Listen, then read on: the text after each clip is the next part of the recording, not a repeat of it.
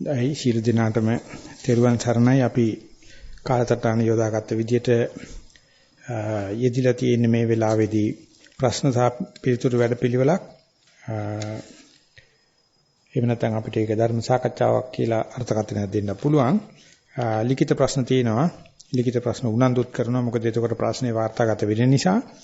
ඒ අනුව අපි මේක වැඩසටහන මෙහෙවන අතරමාරදී කාට හරි කියන්න කරන්න දෙයක් තියෙනවා නම් කරුණාකරලා සම්බන්ධ වෙන්නයි කියලා ධර්ම ගෞරවයෙන් යුක්තව ධර්ම සාකච්ඡාවක නාමයෙන් ආරාධනා කරනවා. ප්‍රශ්නයක් ලිඛිත ප්‍රශ්නයක් මෙහෙම ඉදිරිපත් වෙන්නේ. ආනාපානයේ හොඳටම සංහිඳි හිඳුනාට පසු උලන් රැල්ල නාසිකාග්‍රේ කිසිවක් නොදැන්න විට අරමුණක් ලෙස ඉරියව්ව වෙත සිත යොමු කරමි.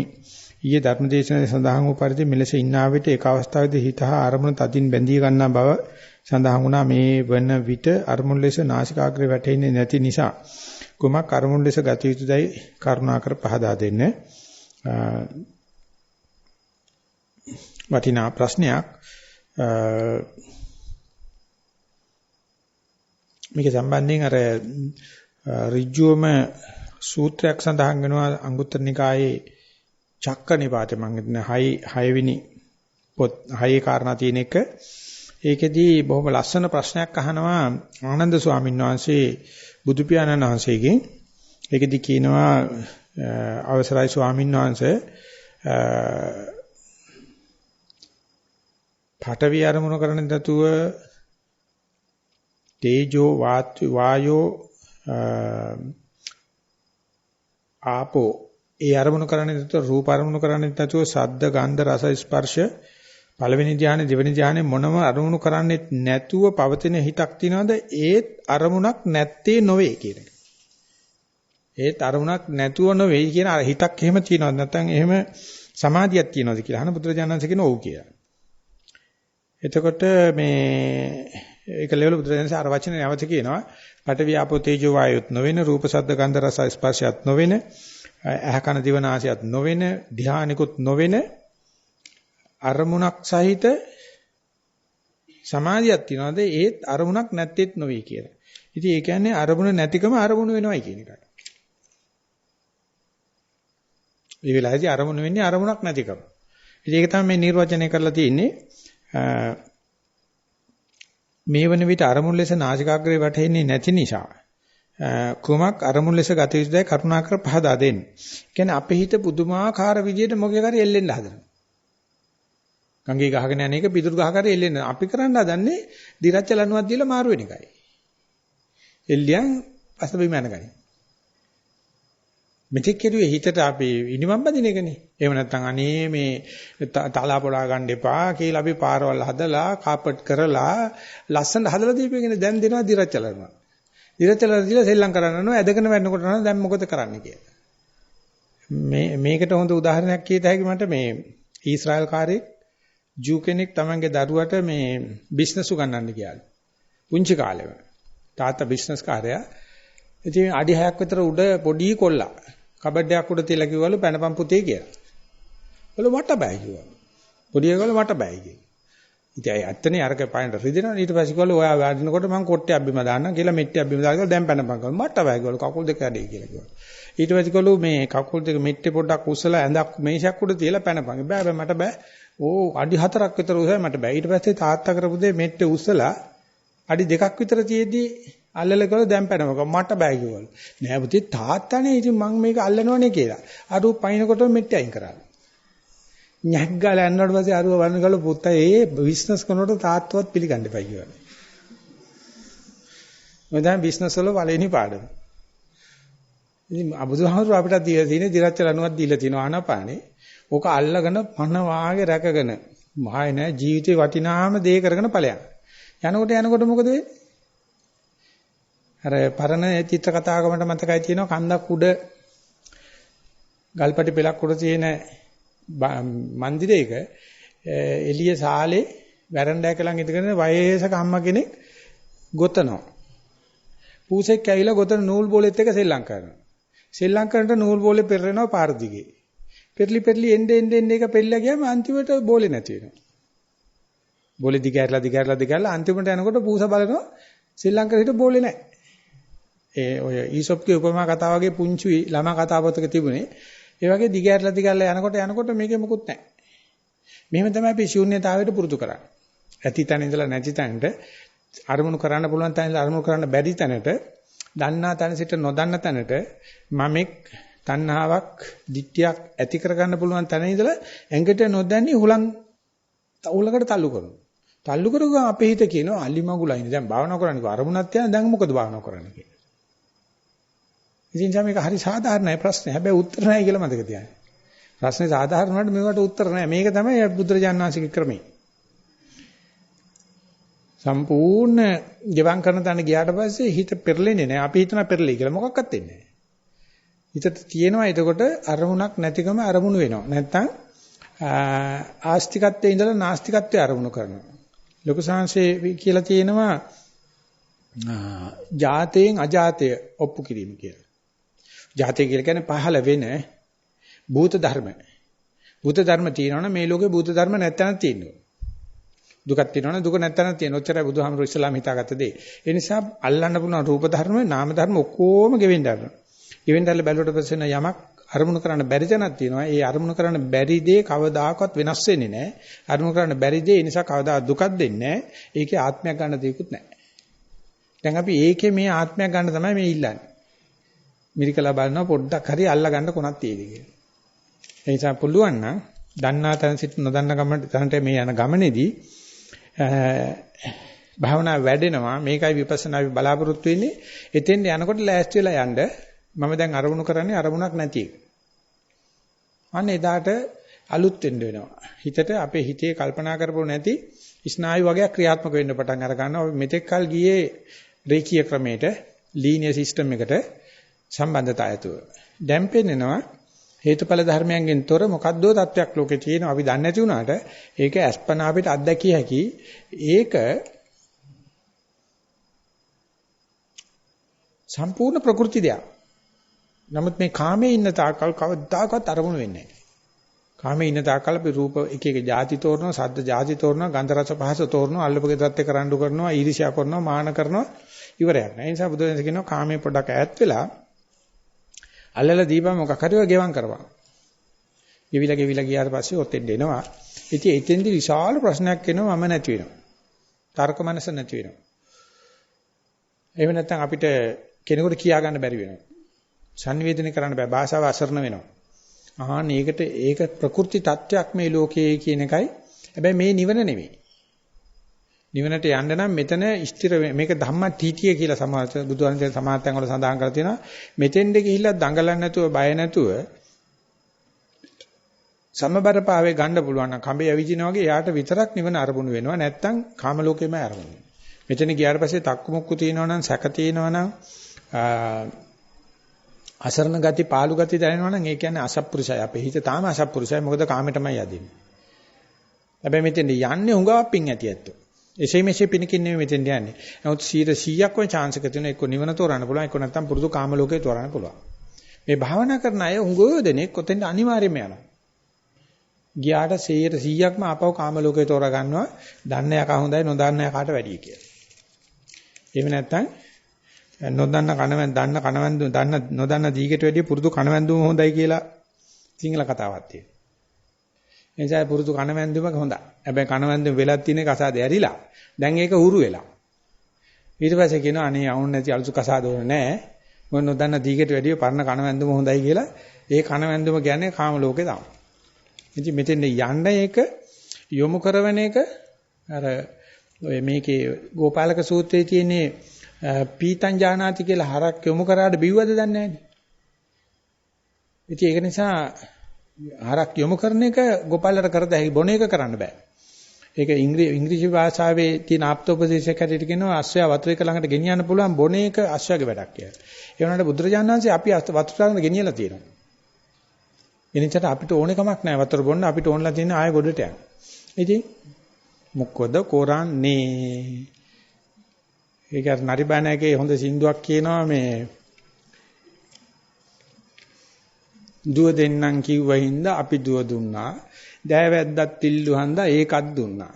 දුවයි දෑවැදි සේරම දුන්නා. බෑනා ඒවා අපහු දුන්නා. ඉතින් අපි මක්කරන්ද වරෙන්දුවේ ගෙදර යන්න කියලා නිවන ඉල්ලපු නිසා දෙනවා. ඉතින් බෑනා එපයි කියනවනම් මොකද කරන්නේ? ඉතින් නිවන බොහොම කනගාටුවෙන් ආපහු යනවා. අපි බොහොම සාදරයෙන් කාම ලෝකෙට වැටෙනවා. මේ අතරමැද තැන තමයි ඔය නැස්චාත්‍ය අරමුණු කරන දන. අජාතේ අරමුණු වෙන තැන ඒක අපි හිතන්නේ අපේ කම්බිනේෂන් එක නෑ ඒක. ඒක අහම්බයක්මයි. ඒක ඉලෙක්ට්‍රික්මයි. ඒක ගඟ දිගේ ඉහළට යෑමක්මයි. කවදාකවත් කල්පනා කරලා ඉන්නේ නැති එකක්. කල්පනා කරලා ඉන්නේ නැති නේ උපක්‍රමයෙන් ගිහිල්ලා දැම්මත් පිළිගන්නේ නැති එකක්. එතනයි අපි මේ අපේ කල්පනා ශක්තිය ඇත්තටම අපේ අභිවෘද්ධියට වැඩ කරන්නේ නැද්ද කියන එක පැහැදිලිවම අභියෝගයට ලක් වෙන තැනක් ඒක. මෛත්‍රී චේතෝ විමුක්තිය කෙටියෙන් පහදා දෙන්න. මෙතන මෛත්‍රී චේතෝ විමුක්තිය කියලා අදහස් කරන්නේ මෛත්‍රී ධානය. එහෙම නැත්නම් අර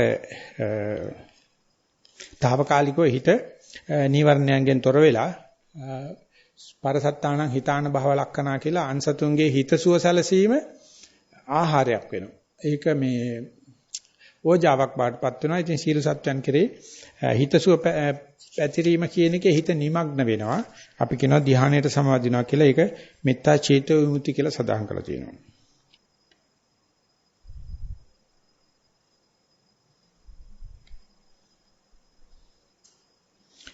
කාමරාගයේ හේවණල්ල රූප රාගයේ ලෙසත් රූප රාගයේ නොමැති තන විභවය එවත් රූප රාග නොමැති නිසා ඇති වෙන පටිගය අරූප රාගයේ ලෙසත් දේශනෙදි පැහැදිලි විය.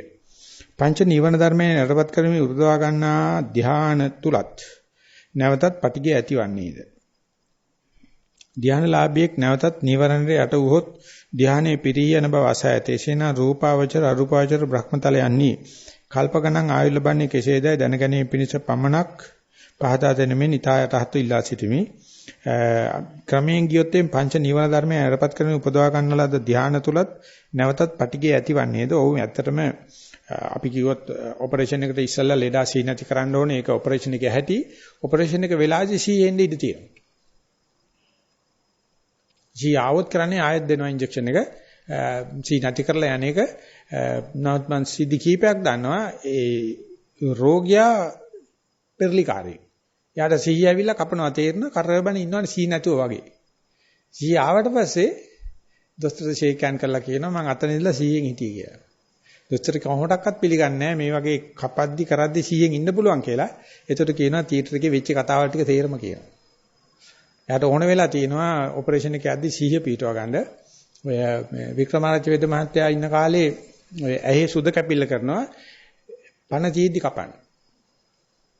හේතු කළා කියනවා දඟලන යකෝ පුරුෂ ධෛර්යය පිහිටවා ගනි. ඔපරේෂන් එක කරනකොට හෙල්ලෙන්නේ නැතුව ඉන්න බැරිද කියලා බැනලා සුද කපනවා.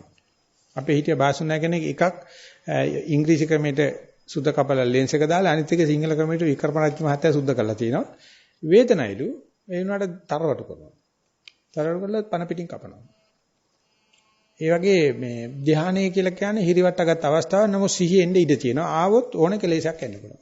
රාගයත් එන්න පුළුවන්. එක තැනක සඳහන් කරලා තියෙනවා එහෙම ධ්‍යානලාභියෙක් හිමාල පර්වතයේ ඉඳලා ඒ ධ්‍යානයේ අභිඥාවකින් අහසෙන් යනකොට විලකට බැලලා මල් නෙලමින් සෙල්ලම් කරන මල් කුමාරියෝ ටිකක් තරුණ වයසේ කෙල්ලෝ ටිකක් සිඳු කීක නටනකොට ඒක පාට බලනවා. බලනකොටම රාගය ඇති වෙනවා. රාගය ඇති වෙච්ච ගමන් ධ්‍යානයෙන් පිරීලා තටපිලිච්ච කුරුල්ලෙක් වගේ එතරම් ඇදගෙන වැටෙනවා කියලා තියෙනවා. වැටෙන්නේ ඩොග් ගාලා වැටෙන්නේ නැතිලු තටපිලිච්ච කුරුල්ලෙක් වගේ යාට පීනීමේ පියාඹීමේ ශක්තිය නැතුව පාත් වෙන්න පටන් ගන්නවා. අර වගේ ධ්‍යාන උත්කෘෂ්ඨ නිකන් විකූර්ණයක ඉන්න වෙලාවක පවා අරමුණක් ගැටුනොත් කැඩෙන්න ඉඩ තියෙනවා. ඒක එතකොට පටිගය කියන එක එන්න ඉඩ තියෙනවා.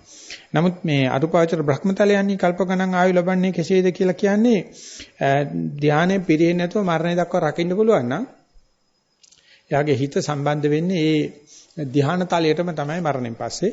ඊට පස්සේ ඒ බුරුම ස්වාමීන් වහන්සේ කියන්නේ හොඳ ඩීප් ෆ්‍රීසර් එක දාලා එළවලු ටිකක් තිබ්බා වගේ එහෙම සීතල වෙලා හිටිනවා. ඩීප් ෆ්‍රීසර් එක වහලා තියෙන තාක්කල් එළවලු වල වැඩිමක් වර්ධනයක් නැහැ. එහෙම තියෙනවා. ඇරියොත් ආය රත් වෙච්ච ගමන් කුණු වෙන්න පටන් ගන්නවා. කුණු වීම නතර වෙලා යනවා. හැබැයි මේ මනුස්ස ලෝකේ දිහා බලන්නවත් කැමති නැතුළු වෙලාවයි. බැලුවොත් මේකේ පේන්න තියෙන කාමරාග පටික දෙකනේ. ඒ නිසා බ්‍රහ්මයේ කවදාකවත් මේක බලන්න කැමති නැති බැලුවොත් ඒගොල්ලෝ අනිවාර්යයෙන්ම අර අහසේ පියාඹන ධානලාභියා විසභාග අරමුණක් දැක්කා වගේ මේකේ දෙයක් දකින්න දෙයක් නැහැ. තියෙන්නේ ඔක්කොම මේ අවිශ්චිච්ච කාමයක් රාගයක්. ඒ නිසා බ්‍රහ්ම ලෝකේ මේ පැත්තේ හැරිලා බලන්නේ නැහැ කියලා කියනවා. බැලුවොත් වගතුවක් වෙන්නේ නැහැ. මොකද මේකේ නඩු කවදාකවත් ඉවර වෙන්නේ නැහැ. උදේ ඉඳලා හැන්ද වෙනකම ලද්දා ඉඳලා මැරෙනකොනුයි රාගෙමනේ තියෙන ඒ නිසා බ්‍රහ්ම ලෝකෙට ගියාට පස්සේ අපි කතා කරාට ටෙලිෆෝන් එක සයිලන්ස් මෝඩ් එකට දාලා තියෙන්නේ රින්ග් වුණාට ගන්න නැහැ. මතුටෙන භාවනා ගැටළු වලට ඔබ වහන්සේ උපදෙස් ලබා ගැනීම අප අත්‍යවශ්‍යයි. ස්වාමීන් වහන්සේට වැඩ බහුල බව හොඳින් දනිමු. කරදර කිරීමට අකමැති. නමුත් කරුණා කාරුණික අනුකම්පාවකට මේ ප්‍රශ්නට විසඳුමක් මේ ප්‍රශ්නේ නැතුවට ප්‍රශ්න මේ. ඒ කියන්නේ ඉන්න ප්‍රශ්න ඉඳ තියෙනවා ඒක අත්‍යවශ්‍යයි. ඔබ වහන්සේට වැඩ ඒ නිසා මේක නම් අරින්න එපා ස්වාමීන් ප්‍රශ්නයක් කියලා. ඉතින් අපි ප්‍රාර්ථනා කරමු ප්‍රශ්න පැති නොවේවා. අපි කරපු පිම්බෙලෙන් අපේ තියෙන ශක්තියෙන් සීලයෙන් සමාධියෙන් ප්‍රඥාවෙන් අනේ ප්‍රශ්න ඇති නොවේවා. ඇති වෙන ප්‍රශ්න ටික කුණු බාල්දියකට දාන්න. දාලා භාවනා කරන එකයි තියෙන්නේ. ඔය ඉතින් තනේ අතාරින්න කැමති නෑ. අර ලොකු වෙලත් තනෙන් කිරිපොන ලරුවෝ ඉන්නේ. අම්මගේ තනෙන්ම එලිලා කිරිපොන්නෝ. පහුවෙනට පැණි රහයි කියනවනේ. පැටියා මේ රොපු දෙනකින් ගත් කිරි කියලා. ඉතින් ඒකෙම ඉනබත් කාලා හැදෙන්න නැගිටලා තමන්ගේ වැඩක් කරගන්න කැමති නෑ. තනෙන්ම ඒකට කරන් තියෙන රබර් සූප් හොයලා තියන්නේ. භාවනා මගින් ව්‍යාපාදේ දුරු කර ගන්න ආයු අප කෙරේ අනුකම්පාවෙන් පහදා තුන මැනවි. මේ ප්‍රශ්නෙට කියන්න තියෙන්නේ මේ ඊමේල් ඇඩ්‍රස් එක තියෙනවා. සම්බන්ධ වෙන්නයි කියලා මම කියනවා මම ඇවිල්ලා හම්බ වෙනවා කියන එකත් මට දැන් ඔප්පු කරලා කියන්න බෑ. මොකද ඇවිල්ලා කතා කරා සමහරට මට විනාඩියෙන් දෙකකින් හම්බෙන්න වෙන්නේ නැහැ. ටෙලිෆෝන් එක නම් ඇත්තටම කරදරයක්. මම ටෙලිෆෝන් මයිලක අඩු ගන්න ටෙලිෆෝන් 6ක් තියෙනවා මං හිතන්නේ. නේ? ටෙලිෆෝන් 6ක් විතර තියෙනවා. මට ඕන කෙනාට කතා කරන්න මට ඕනේ. ඒක මට අත්‍යවශ්‍යයි. හැබැයි එහෙන් එනකොට මේ ටෙලිෆෝන් එක ගන්නකොට අතට ගන්නෙම රාහු ජාතම් බන්ධනං ජාතම් කියලා තමයි. ඒක නිසා හැබැයි ඊමේල් වලට මම දන්නේ ඒක මොකද්ද කාරණාව කියලා කොහොමඩක්වත් දවසකට පැයක් විතර වගේ මට ඊටත් වැඩි මං දවසට දෙතුන් සැරේ බලනවා. ඒ නිසා ඒකෙන් කරමු. භාවනා මගින් ව්‍යාපාදයේ දුරු කර ගන්න ආයුරු අප කෙරේ කරුණාවෙන් පහදා දුන්න මැනවි. එතන ව්‍යාපාදයේ දුරු කිරීමේ ක්‍රම තුනක් බුදුහාමුදුරෝ දේශනා කළා තියෙනවා. සීල ශික්ෂා, සමාධි ශික්ෂා, ප්‍රඥා ශික්ෂා. සත්ව ඝාතනයේ සහ හොරකම් කිරීමෙන් වැළකීම ව්‍යාපාදයේ දුරු කිරීමට වැටෙනවා. ඒ වෙනුවට මෛත්‍රී භාවනා කිරීම සමත භාවනාවට වැටෙනවා. ව්‍යාපාදේ එනකොට ව්‍යාපාදයේ වශයෙන් හඳුනාගෙන මුලැමැදාක බැලීම ප්‍රඥා භාවනාවට වැටෙනවා. විපස්සනාට වැටෙනවා. ඒ නිසා භාවනා ක්‍රමයෙන් කරනවා අපිට තියෙන්නේ ව්‍යාපාදේ කියලා කියන්නේ තරාව, අපි කියනවා වෛරය නැතිකම මෙනෙහි කිරීම අවෛරෝ හෝමි කියලා. මෛත්‍රී භාවනා කියන එක සමත උපක්‍රමයේ. විපස්සනා ආදි කරන්නේ භාවනා මතුවේදී භාවනා වෙනකොට ඇති වෙන ව්‍යාපාදේ මේ පටන් ගත්තා. මේ ව්‍යාපාදේ ඇති වෙලා තමන් විරූප කරන හැටි, එහෙම නැත්නම් මේ ඔක්කොම අවුල් කළා දාන හැටි. ඊට පස්සේ ව්‍යාපාදේ ගියාට පස්සේ ආයෙත් ප්‍රകൃතියක් වෙන හැටි මුලැමැදාක දැකීම තමයි තියෙන්නේ. ඉතින් ඒක මේ එච්චරම ලේසි වැඩක් නොවෙන නිසායි ඒ කියන්නේ ඒක වීතික්කම් මට්ටමෙත් අපිට පහර දෙනවා. ඒක තමයි සත්ව ඝාතනයේ සහ හොරකම වෙන්නේ. පරිඋත් ทาน මට්ටමෙත් මේ පහර දෙනවා කාම රාගයට පස්සේ ඉන ව්‍යාපද නිවරණේ වශයෙන්. අනුසේ වශයෙන් උත් පටිඝානුසේ වශයෙන් පහර දෙනවා. ඒ වයිදී ඒ වෙලාවට සත්ත්ව ඝාතන හොරකම් වගේ දේවල් වලදී සීල ශික්ෂාවත් නීවරණ වශයෙන් පහළ වෙන පටිගය ව්‍යාපාදයේ මෛත්‍රී භාවනාවෙනුත් අනුසේ වශයෙන් පහළ වෙන එක විපස්සනා භාවනාවෙන් දැක විපස්සනා කරලා දුරු කිරීම දසනා පහතබ්බ. ඇත්තට මේ ව්‍යාපාදින දසනා පහතබ්බ වෙන්නේ දසනා පහතබ්බ වල යන්නේ සක්කාය දිට්ඨි විචිකිච්ඡා සීලබ්බත පරාමාස විතරයි. කාමරාග පටිග අයින් වෙන්න අනාගාමී මට්ටමට යනකම් යනවා. සකදාගාමී වලින් දුර්වල වෙනවා.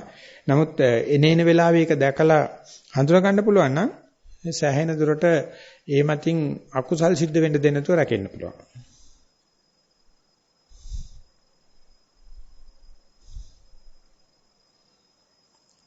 භාවනා කිරීමට ඉඳගෙන ඒසේ කරගෙන යාමෙන් ටික වේලාවකින් එහාට මෙහාට පැද්දෙනවා මෙන් දැනේ. ඉරියව මාරු කර නැවතත් පටන් ගත්තත් ටික වේලාවකින් එසේම දැනේ මේට හේතුව කුමක්දයි කියා දෙනු මැනවි. මෙහෙම නෙවෙයි අපිට මේ ප්‍රශ්නේ අහන්න තියෙන්නේ ඒක හොඳටම ප්‍රත්‍යක්ෂ වෙනවා නම් හේතුව නෙවෙයි මේ මොකක්ද කියලා දැනගන්න ඕනේ. එකක් භාවනාව වැරදිලා පිටපොට යෑමක්ද නැත්නම් භාවනාවේ දියුණුවක්ද කියන එක.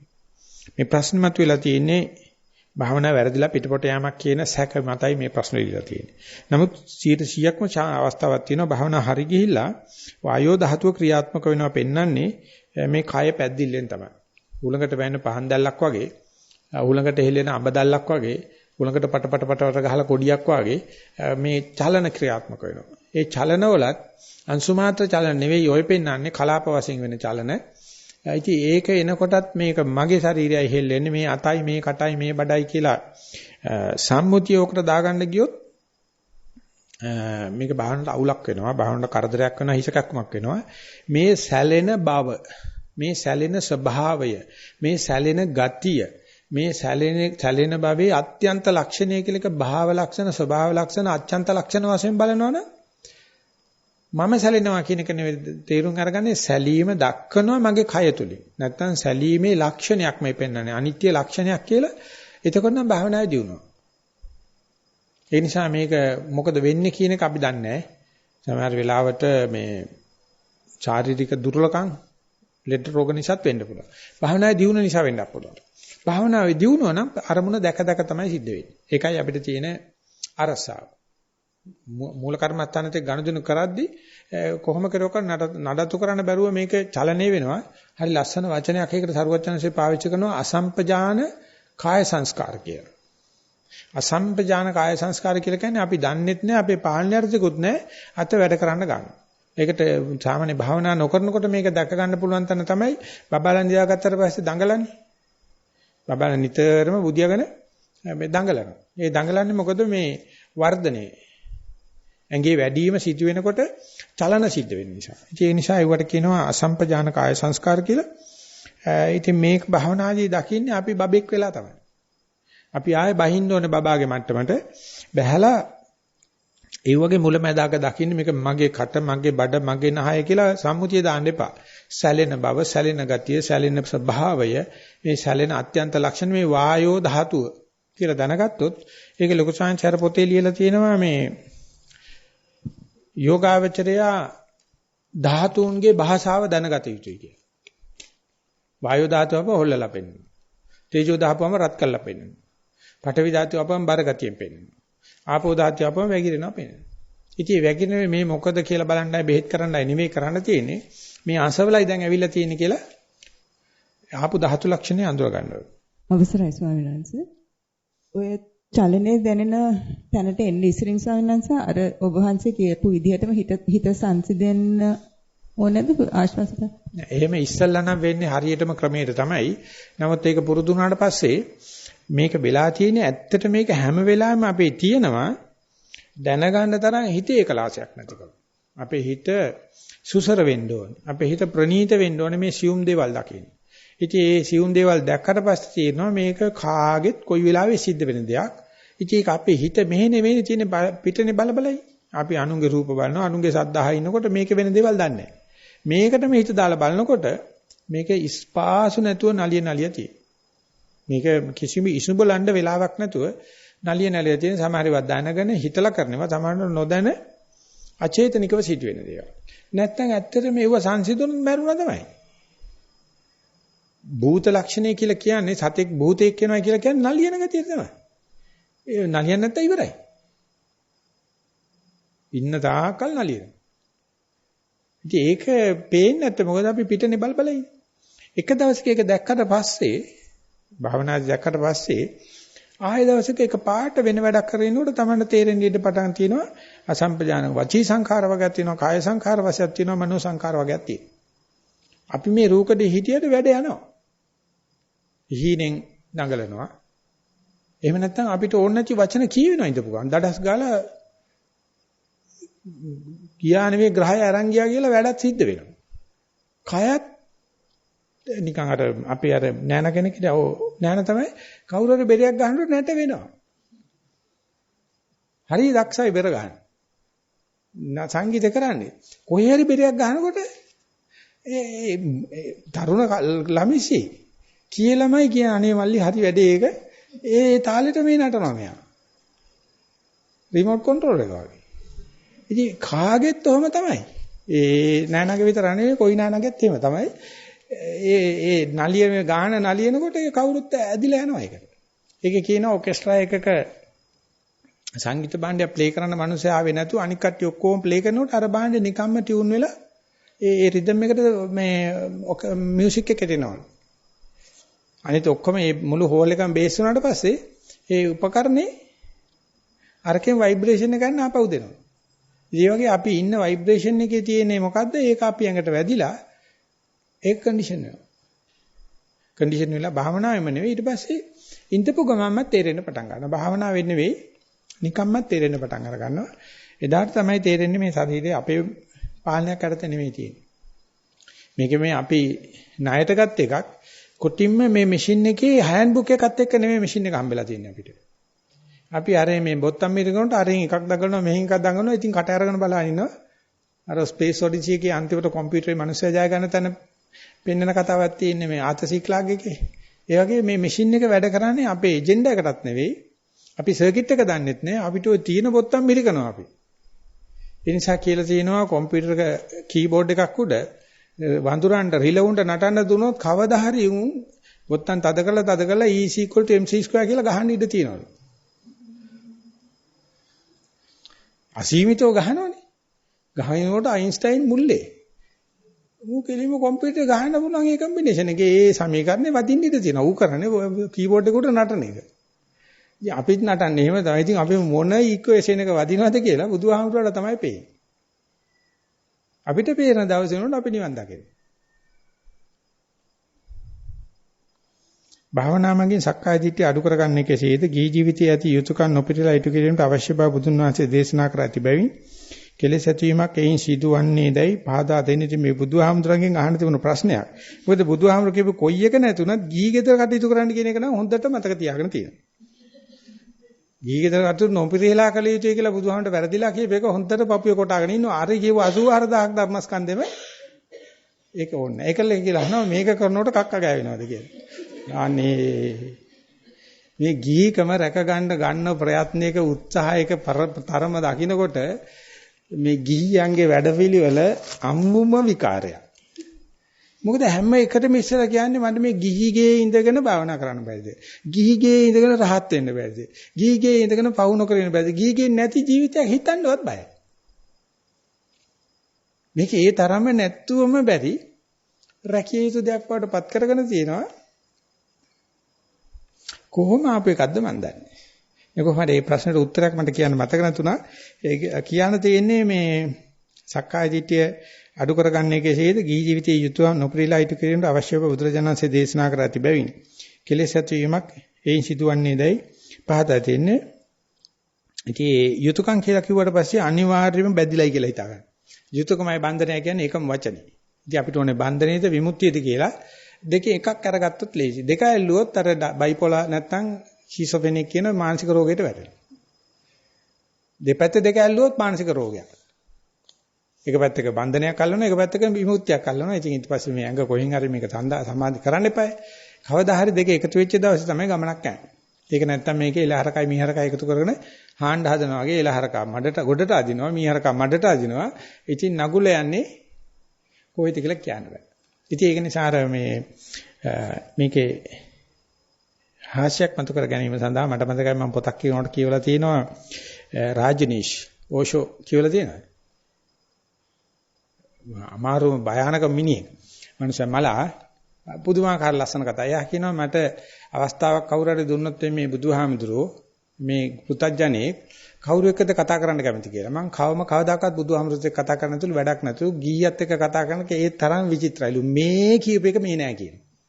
මේ තරම්ම කෙලෙස් ඉඳගෙන මැරෙන්නකම් අඬනවා කොහොමද සක්කාය දිට්ඨි නැති කරන්න කියලා.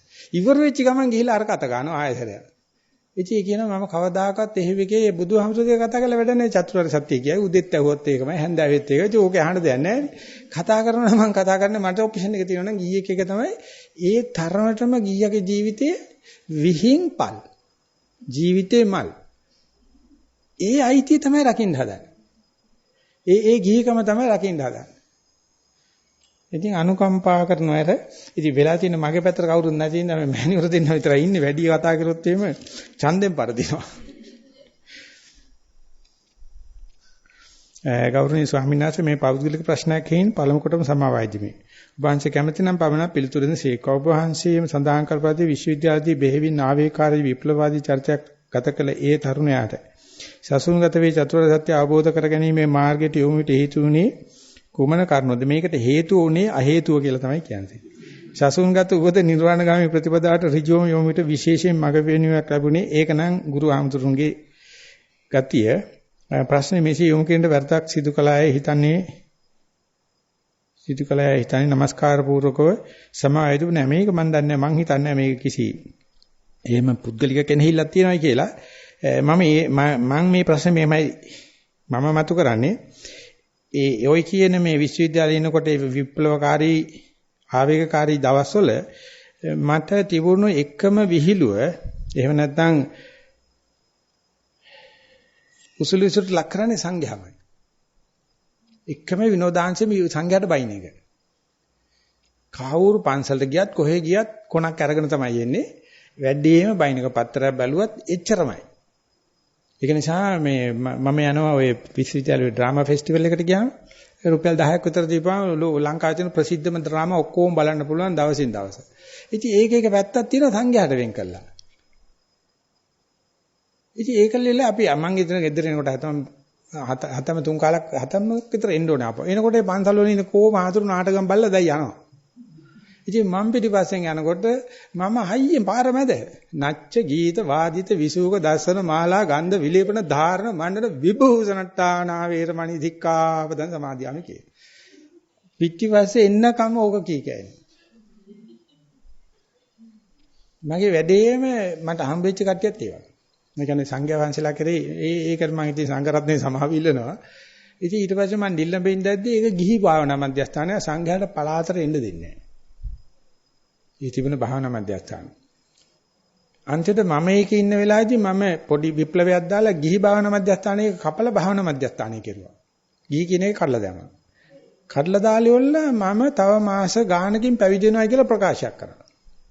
ඒකට මුළු භාවනා මධ්‍යස්ථානයේ විතර මෙච්චර සංඝයාට බැනපු උඹ දැන් කොහොමද මහාන වෙන්නේ කියලා. කොහොමද හිත හදාගත්තේ කියලා නැවතත් ගිහලා මේ වගේ සංඝයාගේ ඉන්න. ඉතින් මං කිව්වේ මෙච්චරයි මගේ වෙනසක් ඇති වෙලා තියෙන සංඝයාත් මිනිස්සුયો කියන හැඟීම විතරයි මයි ළඟ දැන් තියෙන්නේ. වැරදි කරන එකකින් ගිහි වුණත් පැවිදි වුණත් පරි වුණත් කරනවා. ඉස්සර මං හිතුවේ සංඝයා කියවට පස්සේ වැරදි නොකරන අනිවාර්යයෙන්ම සුද්ධ සත්තු జాතියක් කියලා. නේ මිනිස්සුયો. කිව්වා කොහොමඩක්වත් ඒ අදහස පිළිගන්න බෑ. මොකද මං ඒ තරම්ම පහර දෙන්නේ එලෙවෙලව පහර දීලා තියෙනවා මේ සංඝයාගේ අඩුපාඩුකම් වලට. ඉතින් මං කිව්වා මම මේ ගැන ගොඩාක් කල්පනා කරා. කල්පනා කළා මේ බුදුරජාණන් වහන්සේ හිඟාගෙන කාලා ජීවත් වෙන්න හදලා තිබුණ ක්‍රමයනේ මේක. සල්ලි හම්බ කරILක් නැහැ. බය නැතුව හිඟාන කනවා. ඊළා කාලය ගත කරනවා ආධ්‍යාත්මය සඳහා මම try කරා බැංක් account එකක් දාලා සල්ලි අතට එන්න හදන්න. ඒකෙත් මම අසාර්ථකයි කියන්න බෑ. හැබැයි මට භාවනා කරපු පැවිදි වෙච්ච නැති ගිහි කෙනෙක් කිව්වා හරියන්නේ නැහැ. ඔය වැඩේ කොහොමඩක්වත් හරියන්නේ නැහැ. ඔය වගේ ගානකින් කරන්න බෑ. ඊනම් උට වැඩි ගානක් තියෙන්න ඕනේ. ඒ වුණාට අන්තිමට අනුමත රඳාපවතිලා තියෙන කියලා. ඒ මහත්තයන් ඒවට පස්සේ එයාත් උත්තරයක් දුන්නේ නැහැ. පස්සේ තමයි මට දෙන ඕනේ ගිනි අගුරක් වෙච්චාවයි කියලා මේ පරිශෙන්ට යන්න ඕන නිසා. ඉතින් ඒ ටික අහනකොට ඒ නිල්ලඹ ඉන්න කට්ටිය පිළිගත්තේ නැහැ මගේ උත්තරේ. මම කොහොමද මෙච්චර සංඝයාට බැන ඉඳලා සංඝයා කෙනෙක් බවට පත් වෙන්න තීන්දුව කෙරුවේ කොහොමද කියලා. ඉතින් ඒක නිසා මේක මම දකින්නේ බුදුරජාණන් වහන්සේගේ තියෙන පුරුෂ ධම්ම සාර්ථි ගුණය. කොච්චර අවුරුදු 2600ක් ඈත වුණත් ඉන්දියාවේ නොවි අපි සිංහල වුණා සිංහල බුදුහාමුදුර මොන භාෂාව කතා කරත් උන්වහන්සේගේ තියෙනවා මේ පුරුෂයන් দমনය කිරීම ගුණය. හැබැයි අපි බුදුන් සරණ යන්න ඕනේ. ගීගේ ඉඳගෙන භාවනා කරන්නේ කොහොමද? ගීගේ ඉඳලා සක්කාය දිට්ඨි නැති කරන්නේ කොහොමද? ඔය බයිලත් එක්ක කතා කරලා බුදුහාමුදුරුවොත් එක්ක බෑ. කෙලින්ම කැප වෙලා කියන්න ඕනේ මෙන්න ස්වාමීන් වහන්සේ රෙද්ද තියෙනවා පුළුවන් නම් හොදලා දෙන්න කියලා. කෙනෙක් අල්ලගෙන දෙන්න එපා. ඒකෝර රෙද්ද ගලේ ගහන්න බෑනේ. දෙනවනම් දෙන්න ඕන රෙද්ද පිටින්ම හොදලා දෙන්නයි කියලා. ඉතින් ඒක තමයි සෝවාන් වෙනවා කියන්නේ.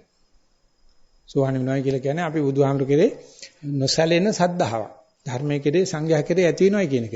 ඒකට පොඩ්ඩක් ඉඩ තියාගෙන මේ යන්න ඕනේ මේ ගමනේ. අපි මතමතාන්තර දිනුවයි කියන්නේ අපි පරාදයි. අපේ දින රාමුව කඩෙන්න ඕනේනේ. මේක වීදුරු පොළවේ ගැහුවා වගේ ලබු ගෙඩියක් පොළවේ ගැහුවා වගේ කුඩු වෙලා යන්න ආරින්න ඕනේ. ඉතින් අපි ආ රාමුවක් තියාගෙන මේක කරන්න බෑ. ඉතින් ඒක නිසා මේ කොහොමරි බලනකොට මගේ පැත්තෙන් බලනකොට උනත් පිට කෙනෙක් මහදියා බලන්න බැලුවත් සම්පූර්ණ මැරිලා උපදිච්ච ජීවිතයක් තියෙනවා. හිතා ගන්නවත් බෑ මේ කොන්දේක එකතු කරන්න පුළුවන්ද කියලා. ඒක මට පේනවා මේ ඇත්තෝ කවුරක්වත් දන්නේ නැහැ මං කවුද කියන එක. ඉස්සර හිටපු කෙනෙක් මම දැන් හම්බුනාට පස්සේ මේ මිනිස්සුගේ මූණ නිල් පාට වෙනවා, කහ පාට වෙනවා, රතු පාට වෙනවා, දික් වෙනවා, කොට වෙනවා, ඇස් දෙක ලොකු වෙනවා, ආයෙ පුංචි වෙනවා. ඉතින් බලනකොට මට පේනවා අය අර ගත කරපු අවුරුද්දක් පාස දිරව ගන්න තියෙන අමාරුව. ඉතින් ඒක නිකන් මේ මගේ මූණ මට පේනවා වගේ ඉතින් පව් කියලාත් හිතෙනවා. එහෙනම් මං වගේ එක ආත්ම දෙකක් එක ජීවිතේ ජීවත් වෙන්න ඕනේ නම් මේක තන්නේ කර සෙල්ලක්කාරකම් කරන්න ඕනේ. මේක සෙල්ලමටම ගන්න ඕනේ. වැඩි සීරියස් ගන්න යන්න බෑ. සීරියස් ගත්තොත් මොකක්වත් කරන්න වෙන්නේ. ඒ නිසා මේක අර ළමා ජීවිතේ පුංචි කාලේ අපි ළඟ තිබුණු අම්මට ඕන නම් ඇඳුම් අඳපන්, අම්මට ඕන නම් කන්න දීපන්, අම්මට ඕන නම් මුණ හොදපන්, අම්මට ඕන නම් දත් මැදපන්. අම්මද ආන්නේ වගේ ඉන්න පුළුවන් නම් සබා ධර්මයේ සියල්ල කර දෙනවා. ඒ කාලේ අම්මා අඩුවක් තියන්නෙත් නැහැ. මවුනෝණෙන් කරලා දෙනවා. අපි කරගන්න ගවතන් ගත්ත ගම උඹම කක්ක කරලා පස්සපැත්ත හොදගනින් කියන. පුංචි කාලේ මොනව කරන්නේ? ආන්නේ වගේ සබා ධර්මයේ මේ කියන්නේ පොළොව මහීකාන්තාවටයි සබා ධර්මයටයි බාර දෙන්න ඕනේ. එන දෙයකට ලෑස්ති වෙලා. ඒක ලේසි නෑ. ගරු ස්වාමීන් වහන්සේ ආස්වාද ප්‍රසවාසයේ හිත පීඨවා සිටින විට ටික වේලාවකින් ආස්වාද ප්‍රසවාස නොදැනී යයි. ඊට ආස්වාද ප්‍රසවාසයේ අරමුණ ඇති කර ගැනීමට උත්සාහ කරන විට හිසකක්කමක් නැගී. ඊට කුමක් කළ යුතුද? මෙහෙම මේ ලියලා තියෙන නිසා කියත හැකි. එවිට ආස්වාද ප්‍රසවාසයේ අරමුණ ඇති කර ගැනීමට උත්සාහ කරනවායි කියලා කියන්නේ මේ ගස් ගලවනට වැඩි අමාරුවෙන් ගලවන කකුල උඩ දත උඩ නැගලා අදින්නේ. ඇදලා ඉවරලා අර පණුව කාපු දත අර වීදුරු උඩ තියෙනවනේ. දැන් කටේ දාගන්න කිව්වොත් මොකද වෙන්නේ? අර මෙතෙක් වෙනකන් මේ තිබුණු දත. දැන් දොස්තර කිව්වොත් මොකක් හරි එකක් නිසා ඒ දත තිබුණු තැනම තියලා අයියෙන් හපන්න කියලා ඉස්සරක් එහෙම. කොහොම හිටියේ?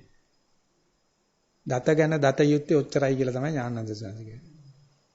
තියෙනකන් නම් මේක දන්ත කල්යාණේ තමයි. ඒක 32කින් එකක්. ගලවලා එළියට ගත්ත ගමන් ආයෙ තියා ගන්නවා කිව්වහම ඒක තමයි ආනාපානයත් අපි අර දතක් ගලේ වගේ කරුවට පස්සේ අපව එතන තිබ්බොත් ඉසේකක්කම බේරුණ ඇති කියලා කිය හැකියි. කුමද්ද කරන්න තියෙන්නේ යමක් නොකර සිටීමයි. යමක් කරලා පුරුදු වෙච්ච අපට යමක් නොකර සිටීම විශේෂ අභ්‍යාසයක් වෙලා තියෙනවා. ඒක තමයි බුදුරජාණන් අපි ගිනියන පෙත. තවද පරිණක භාවනාදී සමහර වෙලාවට ශරීරේ පැද්දී වැටෙන්න යනවා. සේ තේරේ සම්බරව ගැනීමට නොහැක කුමක් කළ යුතුදයි පහදා දෙන්නේ ඉල්ල මේක අපි කලින්ම සඳහන් කරා මේ අපි තුල අපි එක මේ කය පාලනය කිරීමේ අධිකාරී ශක්තියක් හෝ ආණ්ඩු මට්ටු කරන්න පුළුවන් ගතියක් හෝ නේවාසික ගතියක් හෝ ස්වාමිත්වයක් හෝ මොකක්වත් නැහැ. අපි සාමාන්‍ය කැමරාවක් ඉස්සරහ ඉදිරියට වෙච්චාම පෝස් කරනවා කියලා එකක් කරනවානේ. ෆොටෝ එක ගන්න අපේ මේ hina වෙලා බලාගෙන ඉන්න ගතිය. ඒක පේනම නිින්ද ගියාට පස්සේ. නිින්ද ගියාට පස්සේ මොනම පෝස් එකක්වත් කරන්න බෑ. ඒ වගේම භාවනා කරලා හරියට භාවනා යනකොට ඒ ඉරියව පවත්වන්න බැරුව යනවා. වැක්කිරෙන්න පටන් ගන්නවා. ආනේ ඒකේ තමයි තේරෙන්නේ දැන් තමයි භාවනා යන්න පටන් ගන්න. කොහොම හරි මෙහෙම කරගෙන ඉන්න තාක්කල් කිරිල්ලක් කරන එකක් සක්කාය දිට්ඨියක් තියෙනවා. ඒක දිරු වේගන යන්න පටන් ගන්නකොට අර වැක්කිරන ගතිය එනවා සමහරට පැද්දෙන වැද වෙන ගතිය එනවා. ඉතින් ඒක දිහා වෙන්දරලා 80න් බයෙන් බලන්න එකක් නෙමෙයි තියෙන්නේ සම්පූර්ණ අවදියෙන් මේ කය මගේ පාලනයෙන් තොරයි කියන එක පිළිගන්න දැකගන්න ප්‍රත්‍යක්ෂ කරන විදිහට බලන්න ඉන්න පුළුවන් නම් අන්න ඒක තමයි ලොකුම දානේ ජීවිතේ තියෙන. අපි ජීවිත දානේ, ශාරීරික දානේ, කාය ජීවිත නිර්පේක්ෂ භාවයේ තියෙන්න ඕනේ මේ පරිශ්‍රණය කරන්න. ඒලයි බයලා සංඛාර සැක මේක හරිද වැරදිද කියලා සැකේ තියෙන කවදාකවත් වෙන්නේ නැහැ වැඩි. එතකොට දෙකිඩි දහරු හිතක් තියෙන්නේ. දිත්තවර හිතක්. ඒ නිසා මේක වැදගත්ම දේ තමයි එහෙම ඉඳදී දෙයකට අවදි වෙන්න පුළුවන්. පූර්ණ අවදියෙන් බලන්න පුළුවන් මේ කය වැඩ කරන්න යාට ඕන විදියට. එimhe අවදියෙන් බලනකොට ආයෙත් මෙයා නැගිටලා එනවා. ඒ කියන්නේ අවදි වෙනකොට නැගිටලා එනවා කායිකව කරනවට වැඩිය මේ ධර්මතා පෙළ ගැසීම සිදු වෙනවා. ඉතින් ඒක නිසා ඒකට ලොකු ස්වාමීන් වහන්සේ මේක විග්‍රහ කරනකොට කියන්නේම මේක වෙන එක වරක් දෙකක් වෙලා තියෙනවා අනිත් දවසේ ලෑස්තිලා යන්නයි කියලා. මේ යන්නේ පාලනේ නැති තැනටයි නොතේරෙන තැනටයි සියුම් තැනටයි ඒ සියුම් තැන පාලනේ නැති තැන එහෙම නැත්නම් නොසිතූ දෙයක් වෙන තැන වුණාට මෙතන සතිය පැවැත්විය හැකි කියන එක තමයි මේකේ තියෙන විශ්වකර්ම වැඩි. පාලනය කරගන්නත් බෑ. හිතන දේත් නෙවෙයි. Taman අපේක්ෂා කරන දේත් නෙවෙයි. නමුත් ඒ බල සතිමත් වෙන්න පුළුවන්. එතකොට මේ සතිය සම්පූර්ණ මගෙන් පරිබාහිර දෙයක් මන් දිහා බලා ඉන්නා වගේ පෙන්වනවා. ඒක තමයි ලොකුම දානේ. අපේ ජීවිතය ගැන ලොකුම දානේ මගේම කය, මගේම ශරීරය, මගේම ආශාවල්, මගේම පෞරුෂත්වයේ දීලා දාන. දීලා දාන්නේ මොනවාක්වත් නෙමෙයි යථාභූතේ ඇති හැටිය දැක ගැනීමේ කැමැත්තේ.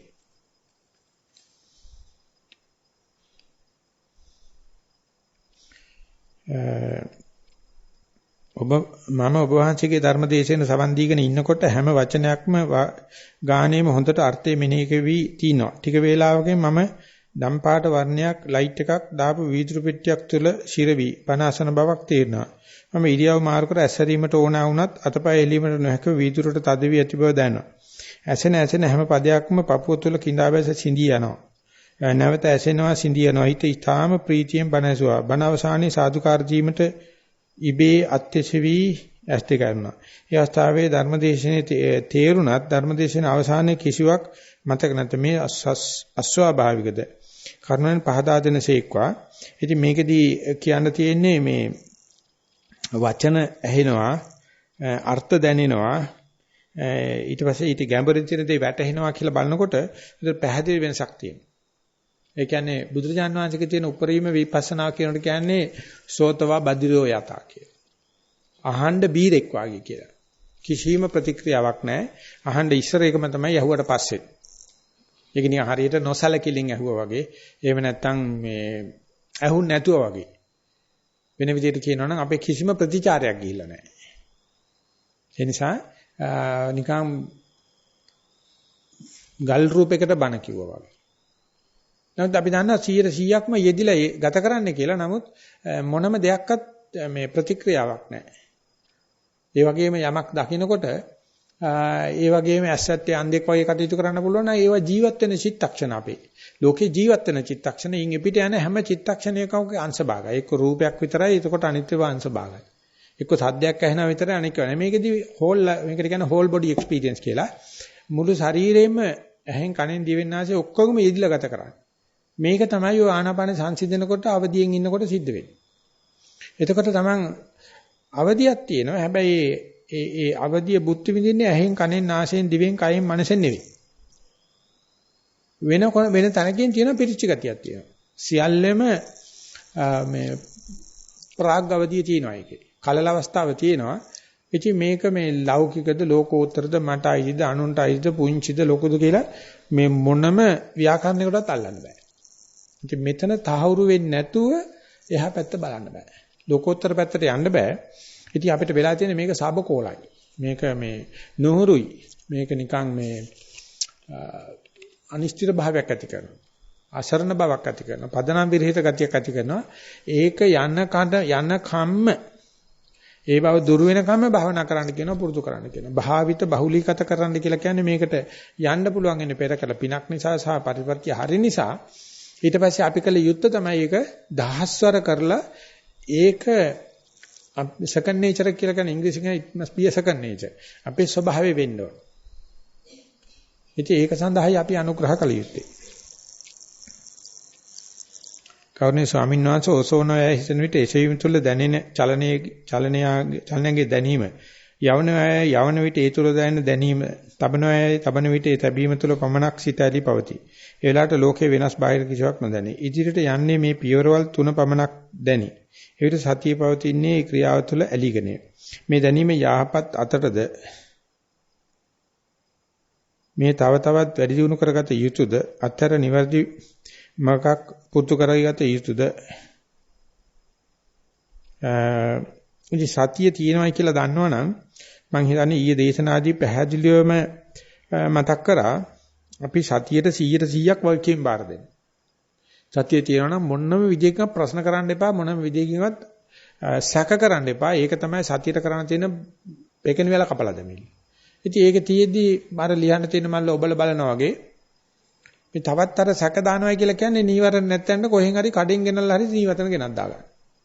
සැකේ කියන නීවරණේ දාගන්න. ඉතින් ඒක මේ මුළු ප්‍රශ්නෙම කියනකොට තියෙන්නේ මේ දැනීම යහපත් අතටද කියලා ඉලා තියෙන මේ දැනීම යහපත්ද කිව්වනම් හරි මේ තව තවත් වැඩි දියුණු කරගත යුතුද අතහැර නිවැරදි මගක් පුරුදු කරගත යුතුද ඒකට උත්තර දෙන්න ඉස්සලා වාක්‍ය ලියලා තිනවා ඉදිරියට යන්නේ මේ පියවර තුන පමණක් නෙවෙයි ඊට සතිය පවතින්නේ ඒ ක්‍රියාව තුළ ඇලීගනේ කියලා.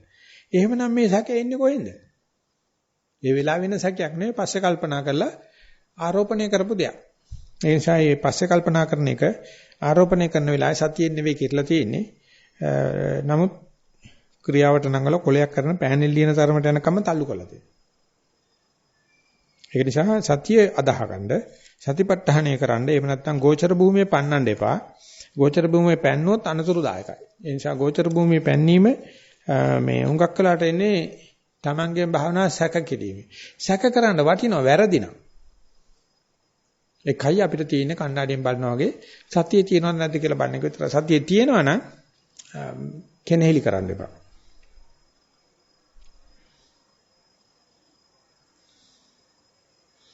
ආනාපාන සති භාවනා කරගෙන යාමේදී නිතර ඒ හිතවිල්ලක් එක හිතවිල්ලක් ඔස්සේ බොහෝ වේලාවක් තිරදී පවතී. මෙවැනි අවස්ථාවක ගත යුතු පියවර පහදා දෙනමින් নমස්කාරපකෝ ඉල්ලා සිටිමි. නිතර එක හිතවිල්ලක් ඔස්සේ බොහෝ වේලාවක් සිත රැඳී පවතී. අන්න එහෙමනම් බොහෝ වේලාවක් එක හිතවිල්ලක තියෙනවා. ඒ හිතවිල්ල මොකද්ද කියලා වර්ගීකරණය කරන්න නම් කරන්න ඕන. හරියටම අල්ලගන්න ඕන.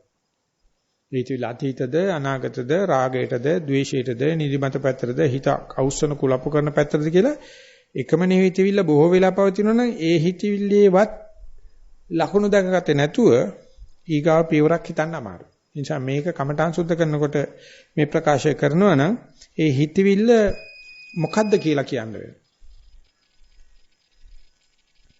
ඒක කියන්නේ නැතුව අමාරුයි මේ ප්‍රශ්න ඉදිරියට විග්‍රහ කරන්න. ඒ කැමැති නම් කවුරු හරි හිතවිල්ලේ අන්තර්ගතය කියනවනම් ඔෆ් කරන්න. වෝල්ටේජ් එක බැස්සවන්න.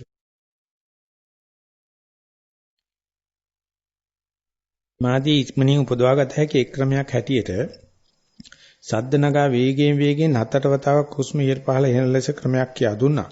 දෙවන ක්‍රමයක් කියා දුන් නමුත් ඊතාසුළු කාලයකින් සමාධිය ලබා ගැනීමට ටිප් එකක් ලෙස අපට වටහාගත හැකි උනේ නැත. අපගේ අනුකම්පාවෙන් කරුණාවෙන් නිම ටිප් එක නැවත මතක් කර දෙන මෙන් ඉල්ලා සිටි මේක මම හිතන්නේ මේ සුන්ලුම් භාවනා ක්‍රමය ගැන කීප එක වෙන්න ඇති. ඒක දෙවෙනි ක්‍රමයක් වශයෙන් නෙමෙයි මම කියලා දුන්නේ හුස්ම ආයාසයෙන් ගැනීම කරන්න එපයි කියලා ආනාපානෙ කියලා දෙන්නේ. ඒක නිසා එදා ප්‍රශ්නේ නැගුවේ වරින් වර හුස්ම තැම්පත් වෙනකොට ආයාස කරනවා කියලා. ඉතින් මං කිව්වා එහෙම පිඹින්න යන්න එපා. එහෙම කරන එක වැරදි. නමුත් සුන්ලුම් භාවනා ක්‍රමයේ ඊට හාත්පසින්ම වෙනස් හයියෙන් හුස්ම ගැනීමෙන්මයි කරන්නේ. ඉතින් මේක මේ ආනාපාන විකල්පයක් වශයෙන් නෙවෙයි මේක කියලා තියෙන්නේ. ඒකත් දැන්ට බුරුමේ පවතින සම්මත ක්‍රමයක්. ඉතින් මේක දැන් අඩු ගානේ ක්‍රම දෙකක් තියෙනවා. දෙකෙන් සුදුසු එක අරගන්න එකයි තියෙන්නේ. දෙවෙනි ක්‍රමයේ කියා දුන්නොත් ඒ ඊට සුළු කාලයකින් සමාධිය ලබා ගැනීම ටිප් එකක් ලෙස අපිට වටහා ගත හැකුනේ නැත. ඉතින් ඒ වුණාට අර පරණ කරන ගිය ආනාපානෙ තියෙනවනම් අලුතෙන් උපකරණ හම්බුනාට ඒක ප්‍රශ්නයක් කරගන්න එපා. පුරුදු ක්‍රමේ කරනවා. මේකේ කියවිලා නැහැ මේ අලුතෙන් ක්‍රමයක් කියලා දුන්නට ඒ ක්‍රමයට ඉස්සෙල්ලා තමයි බාහන හරි ගිහලා තිබුණා නැද්ද කියන එක මේකේ සටහන් වෙලා නැහැ. මේකෙන් අදහස් කරන්නේ එන්න හැම දෙයක්ම කොහොම හරි කරදරයක් කරගන්න උත්සාහ කරනවා කියන එකයි මට තේරෙන්නේ. මේ ක්‍රමයක් දෙන්නේ අරක වෙන්න මේක කරන්න කියලා. ඉතින් ඒක ඕනනම් පාවිච්චි කරනවා මිසක්කා මොකටද මේ කරේ දාගන්නේ? ඉතින් මෙහෙම කෙනෙක් සුපර් මාකට් එකට එහෙම ගියොත් එහෙම බේරෙන්න හම්බ වෙන එක නෑ. ඒ ගොඩාක් දේවල් තියෙනවා ඉතින් ඔක්කොම ගන්න හිතෙනවා. තමන්ට තියෙන තමන් ගිය පොරොදින්ට ගන්න එකනේ. ඒ නිසා කියන්න කෙසේ කිව්වත් අහන්න සීබුද්ධියෙන් අහන්නේ කියලා එකක් තියෙන නිසා පරණ ක්‍රමය හොඳ නම් හරි. පරණ ක්‍රමය හොඳ නැතුව මේක හරි ගිහිල්ලා මේකත් හොඳ නැත්තම් ආයතර සලක බලන්නේ මේකද හොඳ පරණ ක්‍රමයේද හොඳද කියලා. කොහොම හරි ප්‍රයෝජනෙයි සලකලා ගන්න එකයි තියෙන්නේ. ඒ ක්‍රමය ඒ සුළුම් භාවනා ක්‍රමය ඇත්තටම මේ ලිවිං බුද්දිස්ට් මාස්ටර් කියන පොතේ තේසාතිගේ චර්චේ ලියලා තියෙන බොහොම ඩිංගිත්තයි ලියවිලා තියෙන ක්‍රමය එච්චර පැහැදිලි කරලා නැහැ ඒකේ. මමත් පුද්ගලිකව කරලා නැහැ. නමුත් මෛත්‍ය කර බුරුම ගියාමද කරලා මට අවිල කියපු ටික මම දන්නේ. ඒකෙදි කරන්න තියෙන්නේ 7-8 වතාවක් නෙවෙයි විනාඩි 15ක් එක දිගටම හුස්ම ගන්න කියන. කණ්ඩායම ආවනම් කණ්ඩායම විනාඩි 15ෙම කරන්නේ එක්කෙනෙකුට එකනේ කරදරයක් වෙන්න දෙයක් නැහැ ඔක්කොමලා හයියෙන් හුස්ම ගන්නවා ඒ වෙලාවක පාට නතර කරලා හිත දිහා බලන්න කියනවා. ඒක මේ ආනාපානෙම නෙවෙයි එතෙන්දි කරන්නේ ඔක්සිජන් වැඩි කිරීම. මේ ලේවල තියෙන ඔක්සිජන් වැඩි කරපුවාම මොලේ ස්නායු පද්ධතිය වල ඒකට කියනවා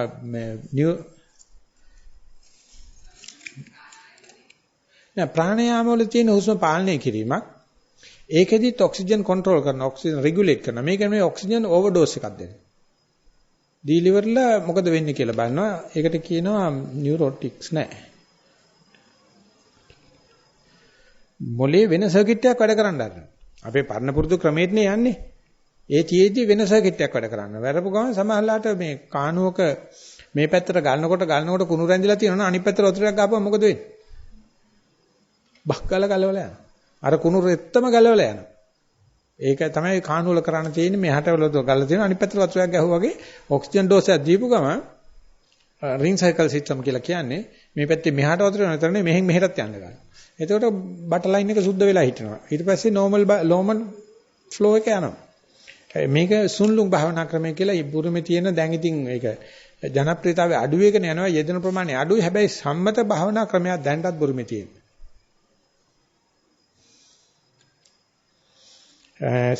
ගෞරවනීය ස්වාමීන් වහන්සේ සතිය මන්ද වේලාවක් හොඳින් පවත්වාගෙන යන විට යම් යම් සංවේදනා ශරීරයේ හටගනී. එවැනි අවස්ථාවලදී හිත ඒ පිළිබඳව විමසිලිමත් වේ. මේට හේතුන් වටහා දෙන මෙන් ඉල්ලමි. මේ හේතුන් වටහා දෙන මෙන් කියන එක ප්‍රශ්නේ සාධනීය පැත්ත නෑ. මුල් ටික නම් හරි වටිනවා. සතිය හොඳට යනකොට සංනිවේදන එනවා. එන අවස්ථාවේදී හිත ඒ පිළිබඳව විමසිලිමත් වෙයි.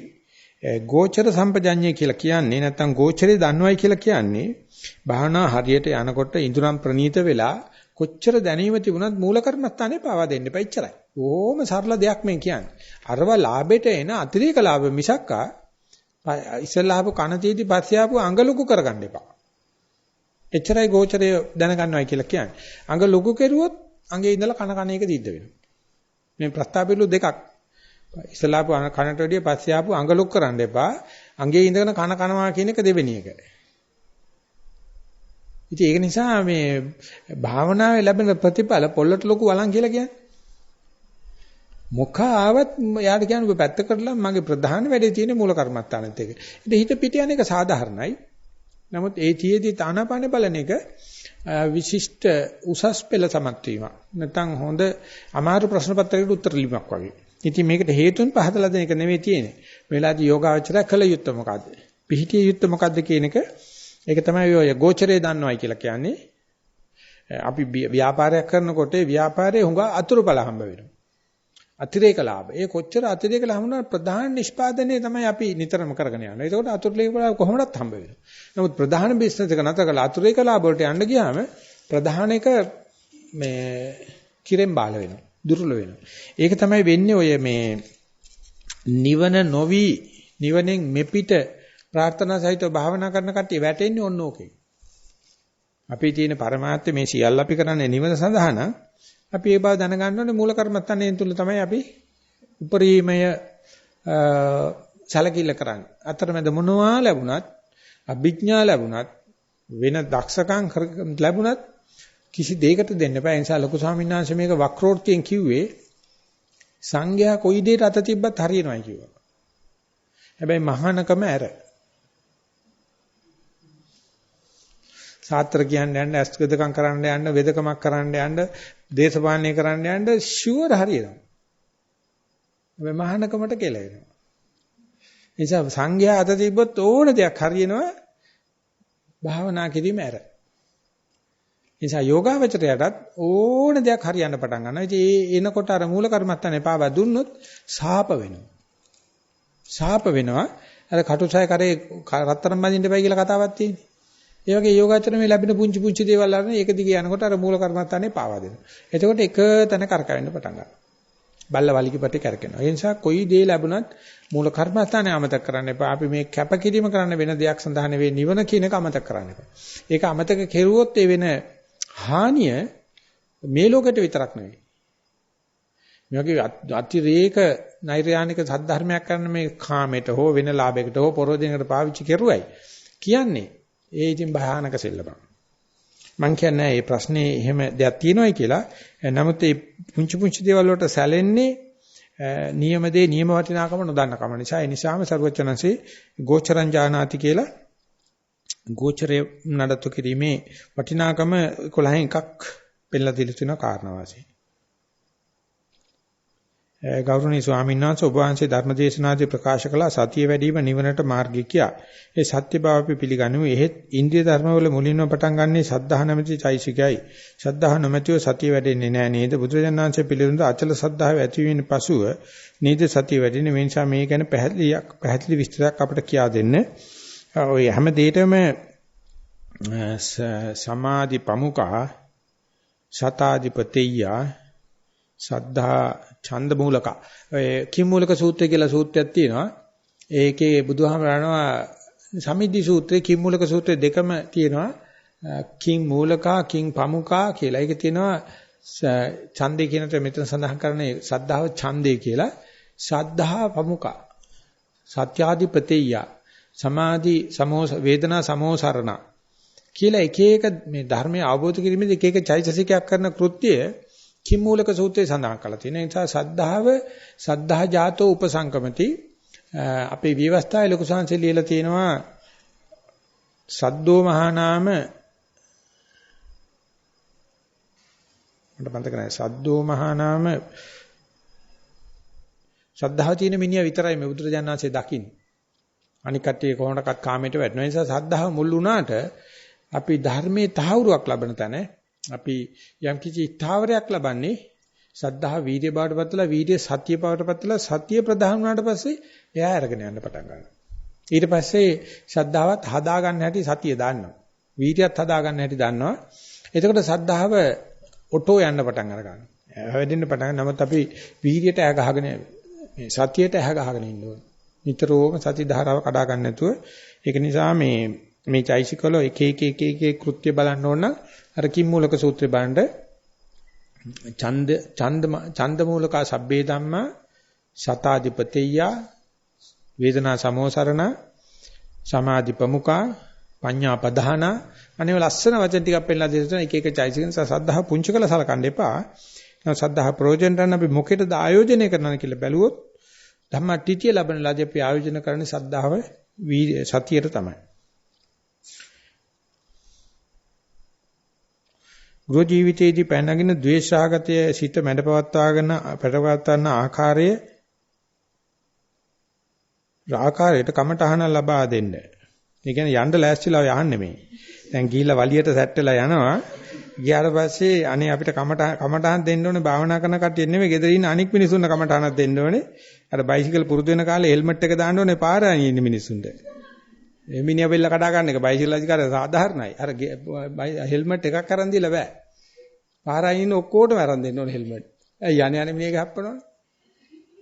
මට එකක් කියකි ඕගොල්ලෝ කැමති වෙන එකක් නෑ ඒක අහන්න ධම්මසංගණී අටුවාවේ ලියලා තියෙනවා ගෘහ ජීවිතේ පවත්තද්දී අපි ප්‍රධානම සංසාරයට බඳින්නේ කාමයෙන්.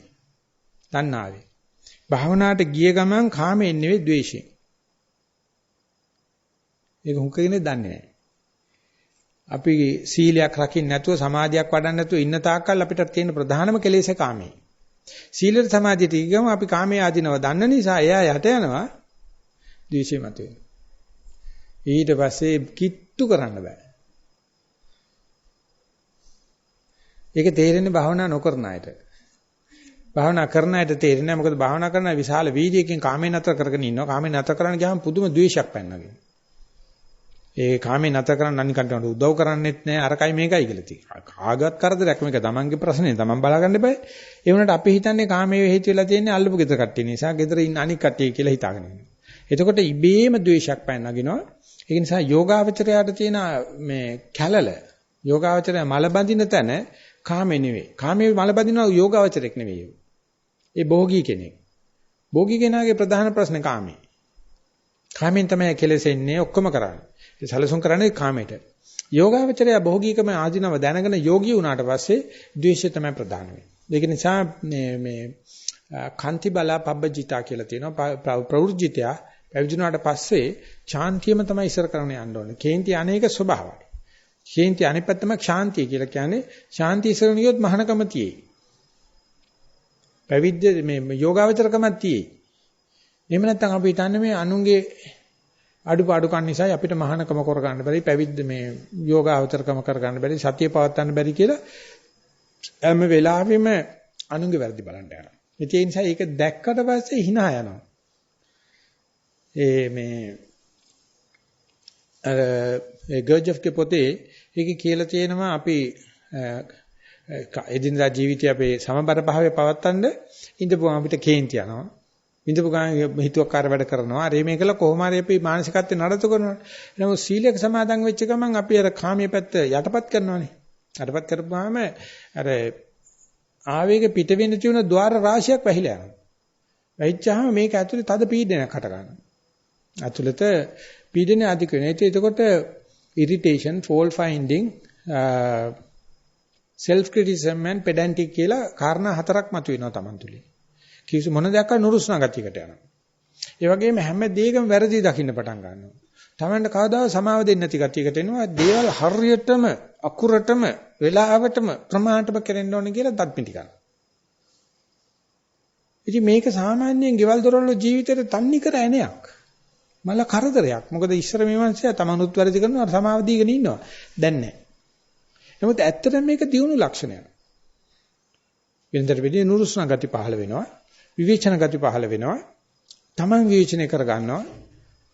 ආනේ එනකොට කල්යාණ මිත්‍යයන් අතර ඉන්නවනේ ධර්ම සාකච්ඡාවේදී කියනවා කෙල්ලෙක් බඩ වුණොත් දරුගැබක් හටගත්තොත් එයාගේ ලකුණු ගැප් පහළ කරනවා. ඒක දරුවේ කම්බිච්ච කෙනා දන්නවා මේ දොළු දුක් ලක්ෂණ කියලා. එතකොට ඒ කුලකාන්තාවක් නම් එයාට මේ කිරිමවුරු සපේලා දීලා එයා ආරසා කරනවා. ඒ කාන්තාව රාජමහේෂිකාවක් නම් ඉති එයාගේ ජීවිතේ වටිනම දේ තමයි මොකද පිහිකරන එක රජ වෙන්නේ. ඊට පස්සේ රජුරෝ ගැප්පේ රහර පවත්වනවා කිරිමවුරු දෙනවා. ඉතින් ඒක උඩ දැනගන්න ඕනේ දැන් ගැප්පෙලා. දැන් බඩදරුයි. එතකොට අර පන්න ජීවිතේ බෑ. ඒ වගේ විපස්සනාව ගැප් ගත්තට පස්සේ මේ දොළදුක් ලකුණු වගේ පහළ වෙනවා. ඒ දොළදුක් ලකුණු සාමාන්‍ය ළමයි හම්බෙච්ච නැති ගෑනුන්ට කියන්නත් හොඳ නැහැ, පිරිමින්ට කියන්නත් හොඳ නැහැ. මං කියන්නේ බොරුද? අපේ අම්මලා කියලා තියෙන ඒවා ගෑනු කතා උඹලට වැඩක් නැහැ කියනවා. අපිට ඉන්න දෙන්නේ නැහැ ඒ කතාවලට. ඒ වගේ තමයි භාවනා කරන කට්ටිය තාම භාවනා ජීවිතේ නේව භාවනා නොකරනත් එක කතා කළොත් පිස්සු හොඳ එක තමයි හැදෙන්නේ. සාමාන්‍ය පිස්සුව නෙවෙයි. ඒ නිසා ඒ වෙලාවට දැනගන්න ඕනේ මේ ප්‍රශ්නයක් ආවම ගිහිල්ලා කියන්නේ. එතකොට ඕනම කෙනෙක් කියයි මේ භාවනාව හරියනම නම් නැත්නම් සීලය අදිෂ්ඨාන කරපු ගමන් බුදුමාකාර නුරුස්නා ගතියක් එන්න පටන්. අනිත් සීලව දෙනාම පෙන්නේ දුස්සීලියෝ කියලා. අනික හැම කෙනාම දුස්සීලියෝ කියලා. මේකට මටත් කැපෙන නිදර්ශනයක් මම කියන්නම්. අරණ්‍ය වාසී සංඝයා ඉන්නවනේ. අරණ්‍ය වාසී සංඝයා දකින්නේ අනිත් සියලු සංඝයා දුස්සීලයි කියලා. ඉතින් ඒ නිසා යනකොට එයා යන්නේ නිකන් මේ අක්කා යන්නේ එන්නේ කන්නේ බොන්නේ හරිම තාලෙටයි අම්මුතු පදයක් පටන් අරගන්න. ඇත්තටම බannකොට ලොකු සාංශිකේ පොතේ ලියලා තිනවා ගමේ සංඝයා පුදුමාකාර සමාජශීලී. පුදුමාකාර නිහතමානී ඕනම කෙනෙකුට සලකනවා.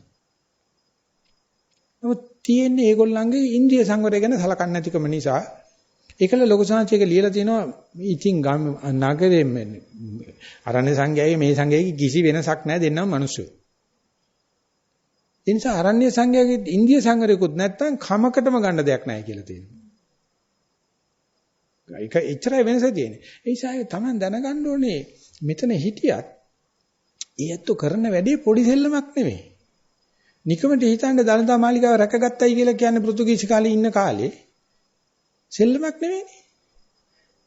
රුවන්වැලි සෑය රැකගත්තයි කියන්නේ සිරිමා බෝධිනාථ රැකගත්තයි කියන්නේ බඩේපත් නැතුව ඔකට බුදියන් ඉඳලානේ. ගිහියු කියලා නෙවෙයි සංඝයානේ කෙරුවේ.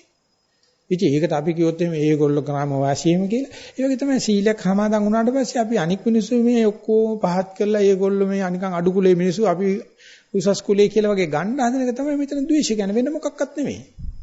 අපි යුනිවර්සිටි එකේ ඉන්නකොට කියන්නේ අඳිනවයි කියලා. ගුණාට තමයි අඳින්නේ වෙන අඳින්න දෙයක් නැහැ.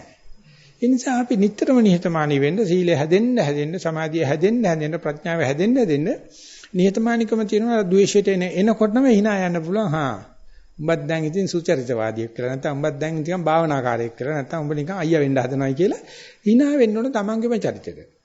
ඒක වෙන්නේ කකල යුත්තේ දක්ෂ යෝගාවචරය පමණයි. සීල රැක ගන්න බැරි මනුස්සයට ආත්ම නිෂේධනයක් වෙනවා. සීල් කැඩනකොට දුස්තර මේ හිත වැටෙනවා. සීලය රැකෙන කෙනාට තමයි මාන්නකාරකම් එන්නේ. ඒ නිසා අපි නිතරම කල්පනා කරන්න ඕනේ බුදුහාමුදුරුවොත් එක්ක අපි කල්පනා කරන්න ඕනේ මහරහතන් වහන්සේලාත් එක්ක ඒ උත්තරමයන් වහන්සේලා කොච්චර සිල් ත්‍යාගන හිටියද ඒ වුණාට හැමදාම පින්නපාතේ අරගෙන ගියක් ගන්න පින්නපාතේ කියන්නේ. ඕන කෙනෙක් ගාවට යනවනේ. අපි කොහොමද මේ භාවනා කෙරුවා සීලයක් රැකයි කියලා අනින් කය අතරේ මහාන් තත්ත්වකමක් ඔළුවට ගන්නෙ. ඒ මහාන් තත්ත්වකමෙන් තමයි ද්වේෂය එන්නේ. ඒක නිසාම තමයි ඔය ගෝපාලක සූත්‍රයේදී සඳහන් කරලා තියෙන්නේ එහෙම කෙනෙක් දැක්කත් කවදද මගේ හැසිරීමෙන් එහෙම කෙනෙක් භාවනා කරන මට්ටමට එන්නේ කියලා තමන්ගේ ධර්මයේ එයාට බෝ වෙන තාලෙට වචන කතා කරන්න ඕනේ හැසිරෙන්න ඕනේ. මම උසස් කියපුවම කොමියුනිකේෂන් කට් වෙනවා. ඒක තමයි අද වෙලා තියෙන භයානකම දේ. එහෙම නෙමෙයි කරන්න ඕනේ මම වෙනදටත් වැඩිය මනුස්සයි. මම වෙනදටත් වැඩිය මානව ගතිය තියෙනවා. මම වෙනදට වැඩිය සජීවී ඕන තැනකට ඕන කෙනෙක් එක්ක මට පෑහෙන්න සීයෙන්න පුළුවන් කියන ගතිය එනවනම් අබෞද්ධය බව ආකර්ෂණය වෙනවා. ඒ සඳහා ඒ හැසිරෙන ස්වරූප වචනේම නෙමෙයි. වචනේම නෙමෙයි සියල්ලම තියෙන නිසා ද්වේෂය එනවනම් හොඳම දෙයක් භවනා හරි ගිහිල්ලා කියලා කියයි. වැඩේ හරි. වැඩේ හරි වෙනකොට පිටපැත්තේ කට්ටිය යුද්ධ ප්‍රකාශ කරන්න පටන් ගන්නවා. ඒකත් සුබ ලකුණක් තමයි. ඊට පස්සේ අපි යුද්ධයට කඩු ගත්ත ගමන් වැඩේ ඉවරයි. අපිට කරන්න තියෙන්නේ හරි ඇත්ත මගේ මොකක් හරි ලකුණකින් මේ මිනිස්සු දැන් අල්ලලා තියෙනවා.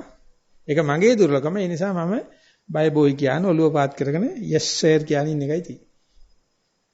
ඒකට බුදුහාමුදුරු බණ කියන්නේ නැහැ. ඒක සාමාන්‍ය මොකද්ද කියන්නේ? සාමාන්‍ය බුද්ධිය අවශ්‍යයි. common sense තියෙන්න ඕනේ මේ වැඩේ කරන්න. ඒ නිසා භාවනා මධ්‍යස්ථානවලදී මම හිතන්නේ ඒක බලාපොරොත්තු කරන්න පුළුවන් කියලා. භාවනා මධ්‍යස්ථානින් කරන්නේ ටෙක්නික් එක කියලා දෙන එක විතරයි. Taman දැනගන්න ඕනේ ඒ ගිහිල්ලා නැවතත් අර පිරිසත් එක්ක පෑහිලා සීලා වැඩ කරන එක දැනගන්න ඕනේ. ඒතන තමයි කල්යාණ මිත්‍යාගේ තියෙන පූර්ව ආදර්ශයේ ඉතාමත්ම වැදගත් වෙන්නේ.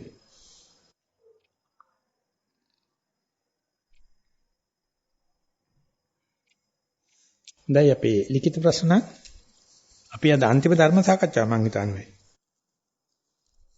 කවුරක්වත් ස්තුති කළාවත් ලියුමක් තිබුණේ නැහැ. වෙන්නට මේකට එනවා එන තොගයක් මේ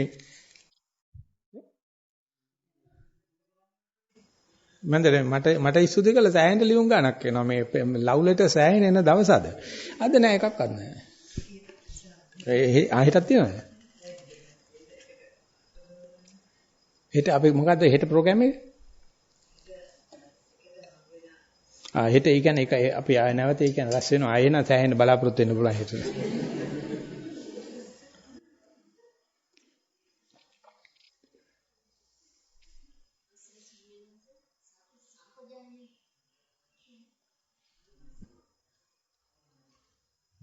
අවසරයි ස්වාමීන් වහන්සේ සති සම්පජඤ්ඤය කියලා පදයක් තියෙනවා.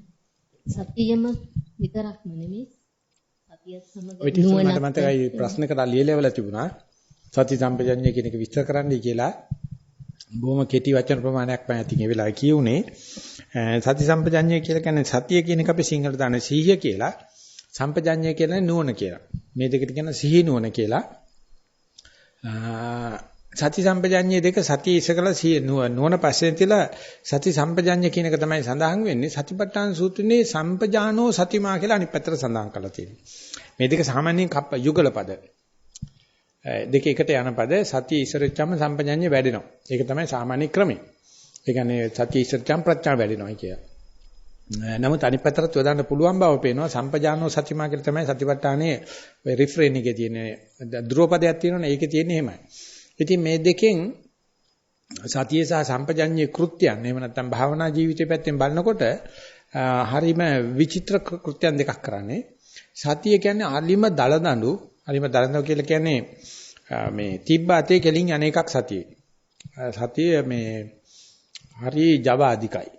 මොන දෙයක් තිබ්බත් මොකේකවත් නතර කරන්න බෑ යාව. වදින්න පටන් ගත්තොත් ගහලා කඩාගෙනම යනවාමයි. හැබැයි හොඳ නරක හරි වැරදි සාධාරණ අසාධාරණ යුක්තියක් සතියේ නැහැ. සතිය අන්ධකාර බලවත් පුරුෂයෙක්. සම්පජඤ්ඤය කියලා කියන්නේ ඊ타ත්ම සංවේදී. හැබැයි මේ ශක්තිය නැහැ. කඩාන යෑමේ ශක්තිය නැහැ. පීහියක දැල්ල තියෙන්නේ. දැල්ල කියලා කියන අන්තිම කැපෙන කොටස. ඉතින් ඒ දැලි බියක් වගේ එක ගලක හරි යකඩක හරි වැදුනොත් ඉවරයි. ඒ දැල්ලට බෑ අරසා කරන්න. දැල්ලේ අරසාව දෙන්නේ අනිකරිය පිහි ඉතුරු කෑල්ලෙන් තමයි. සතිය ඉතුරු පිහියේ කෑල්ල වගේ මොළයි සතිය කියලා කියන්නේ මේ මොට්ට දෙයක් ගහන්න පුළුවන්. සම්පජඤ්ඤයෙන් තාම සියුම් දෙයක් හරීම සංවේදී හොඳ නරක හරි වැරදි යුතු අයුතු මේ සුභ සිද්ධිය හොඳට තෝරනවා. හැබැයි සතිය ඉස්සර වෙලා ගිහලා ඇති කරන ඉඩේ තමයි සම්පජඤ්ඤය මේව තෝරන්නේ. ඒ නිසා සතියෙන් තොරව අපි ළඟ තියෙන ඥාන ඒ කාණ්ඩෙම අපිට සුභ සිද්ධියක් වෙයිද දන්නේ. සතියට පස්සේ එන ඥානය නම් අනිවාර්යයෙන්ම විවේකීව අපිට මට හෝ අපිට සුභ සිද්ධිය සලකනවා. ඒක නිසා කොරාසා අන්ධයා උපමාව දීලා තියෙනවා මේ අටුවාවේ සතිය බලවත් වූ කොරෙක්. නෑ බලවත් වූ අන්ධෙක්. අද්දක පේන්නේ හැබැයි අතපය බාහුව ශක්තිය තියෙනවා. සම්පජඤ්ඤය කියලා කියන්නේ ඇස්පේන දුබලෙක්. ඇස්පේන කොරෙක්. ඇවිදින්න බෑ ඇස්පේනවා. ඒ නිසා සම්පජඤ්ඤය ඇවිල්ලා කියනලු මම උඹේ කර උඩ නගින්නම්.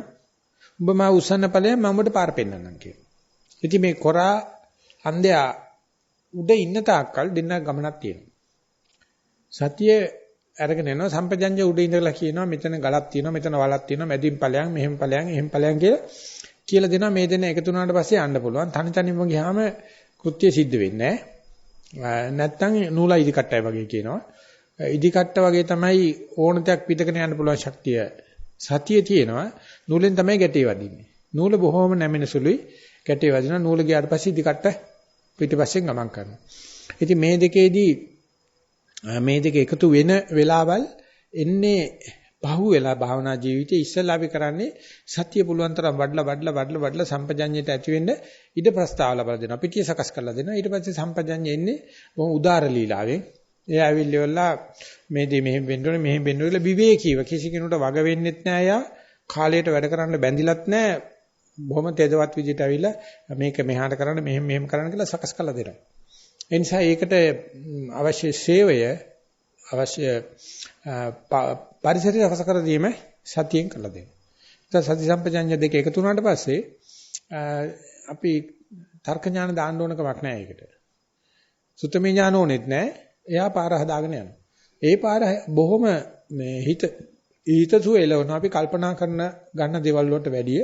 ඒ නිසා සතිය ඇතිකරන්න සුත්තමේ ඥානය අවශ්‍යයි, චින්තාමේ ඥානය අවශ්‍යයි. නමුත් සතිය ඇති වුණාට පස්සේ භාවනාමය ඥානෙ එන්න පටන් ගත්තට පස්සේ සුත්තමේ ඥානෙට කියන්න ඕනේ හරි වාගේ කෘත්‍ය හොඳයි පැත්ත කරලා බලන්න ඉන්න දැන්. චින්තාමය ඥානත් පැත්තක තියන්න. එතකොට සම්පජඤ්ඤය අරගෙන යනවා. ඉතින් අපිට වෙලා තියෙන්නේ අපිට අර කොතනදීද අපි චින්තාමය ඥාන නතර කරන්න කියන එක දන්නේ නැහැ. අපි භාවනා කරලා ඉවර වෙලත් අර චින්තාමය ඥාන දාන්න ගියාම පටලවිලි සිද්ධ වෙනවා. ඒ නිසා සති සම්පජඤ්ඤය පිළිබඳව කතා කරලා තේරුම් ගන්න ඕනේ මේ දෙන්නගේ පෙළ ගැස්මේ තියෙන ලොකු එල්ලයක්. නියමිතයට පෙළ ගැහුනොත් කෘත්‍ය සාධනය කරනවා. පෙළ ගැහුන්නේ නැත්නම් අවුලක් ඇති වෙනවා. ඒක කියනවා කරත්තේ ඉස්සර වෙලා යනවාද ගොලා ඉස්සර වෙලා යනවාද කියලා. ගුණා ඉස්සලා ගියොත් විතරයි කරත්තේ යන්න පුළුවන්. කරත්තේ ඉස්සලා ගියොත් ගමනක් නැහැ. සම්පජඤ්ඤ කරත්තේ වගේ සතිය ගුණෙක් වගේ ගුණ ඉස්සර වෙලා යනකොට සම්පජඤ්ඤය කටයුතු සිද්ධ වෙනවා. ඉතින් ඒක සද්ධාවෙන් කරෙන්න ඕනේ. ප්‍රඥාවෙන් කරන වැඩක් නෙවෙයි මේක. සතියට තන දෙන එක සද්ධාවෙන් කරන්න. කෙරුවට පස්සේ සතිය සම්පජඤ්ඤයට තන දුන්නාට පස්සේ සම්පජඤ්ඤේ කාරණා සලකා බලලා මග පේරුම් කළ දීමේ කෘත්‍ය කරලා දෙනවා. ඒක ඉබේ වැඩෙනවද? සතිය වඩ아가ගෙන යනකොට සම්පජඤ්ඤේ වැඩෙනවා. වැඩෙනවා. ඒක කියන්නේ රටක යුද්ධයක් තියෙන තාක්කල් රටේ සංවර්ධනයක් වෙන්නේ නැහැ. යුද්ධේ නතර කරපු ගමන්ම ඒක පාරට සංවර්ධනයක් වෙනවා කියන එක සාමයේ ලක්ෂණයක්. ඒ නිසා ඒකේ වැලක්ම තියෙනවා පණ්ඩිතසංශිකාව මට මතක් වෙන්නේ. ඒ ස්වාමීන් වහන්සේ කියනවා විවේකී තුලින් සතුට තුලින් සමාදානය තුලින් අභිවර්ධනය පිටින් සාමය. ඔය විදිහේ ධර්මතා පෙළක් තියෙන ලෝකේ ඉස්ලාම් විවේක වෙන්න ඕන. ඒක උනාට පස්සේ ඒ තුන මේ විස්රාමයේ තුල විවේකයේ තුල තමයි ධර්ම ඇති වෙලා ඊට පස්සේ මේ විවේක බුද්ධියෙන් තියෙන එක හැම වෙලාවෙම මේ හිත නිර්මාණශීලී. අලුතෙන් කවුරුත් මොනවක්වත් උගන්වන්නේ අවශ්‍ය දේ නිර්මාණය කරනවා. ඊට පස්සේ තමයි නියම සාමය ඇති වෙන්න පටන් අරගන්නේ. ඒවා මේ චිත්ත නියාම ධර්ම. කවුරුත් ඇති කරන්න ඕනේ නැහැ. ඒක අපිට manussකමත් එක්කම හම්බෙලා තියෙන්නේ. ඒකට ඉඩාරින එකයි අපි කරන්නේ සත්‍ය වැඩි වීම.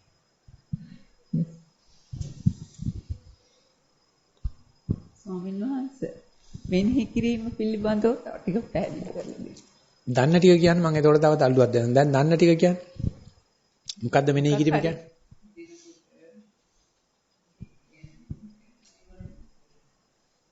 ඒ වගේ රිදෙනකොට දැන් එතන රිදෙනවා කියලා මෙනෙහි කරනවා. ඔව්. ඒ වගේ අවස්ථාවල මෙනෙහි කරනවා කියන්නේ මට ඒක ගැන ඉච්චර පැහැදීමක් නැහැ. නෑ අතුරු අරමුණ නෙවෙයි මූල කර්මස්ථානෙත් මෙනෙහි කරන්න ඕනේ. ආනාපානිය අපිට ඉඳගෙන ඉන්නවා. ඉඳගෙන ඉන්නකොට ඉස්ලාම් වාඩි වෙලා ඉන්න බව මෙනෙහි කරනවා. මම දැන් මෙතන ඉන්නවා. නැත්තම් ඉඳගෙන ඉන්නවා. ඒ මෙනෙහි කරනකොට ආනාපානිය මතු වුණොත් හොඳයි. එතකොට අපි ඉන්නවා කියන එක මෙන්නකොට ඇතුල් වෙනවා පිට වෙනවා මෙනෙහි කරනවා. ඉතින් ඒක පුළුවන් තරකල් මෙනෙහි කරන්න යනවා. යනකොට සද්දයක් ඇවිල්ලා ආනාපානට වැඩි ගොරෝසුයි තලාව බාගෙන යන එකක් වෙනවනම් අපි දැන් ආනාපාන නෙවෙයි දැන් සද්දේ ප්‍රකට. එතකොට අපි සද්දයක් කියලා මෙනෙහි කරනවා. සද්දේ යම් වෙලාවක යටපත් වුණොත් ආය ආනාපානට යනවා. එතකොට ඇතුළේම පිටවීම. එහෙම නැත්නම් වේදනාවක් එනවා. වේදනාව ඇවිල්ලා ආනාපානෙ ඉක්මවලා ගියොත් විතරක් වේදනාවක් කියලා අර හැපෙන තැන තිබුණු තැනින් වේදනාව තියෙන තැනට හිත ගෙනියලා මුළු හදින්ම වේදනාව මෙනෙහි කරනවා. සැප වේදනා දුක් වේදනා.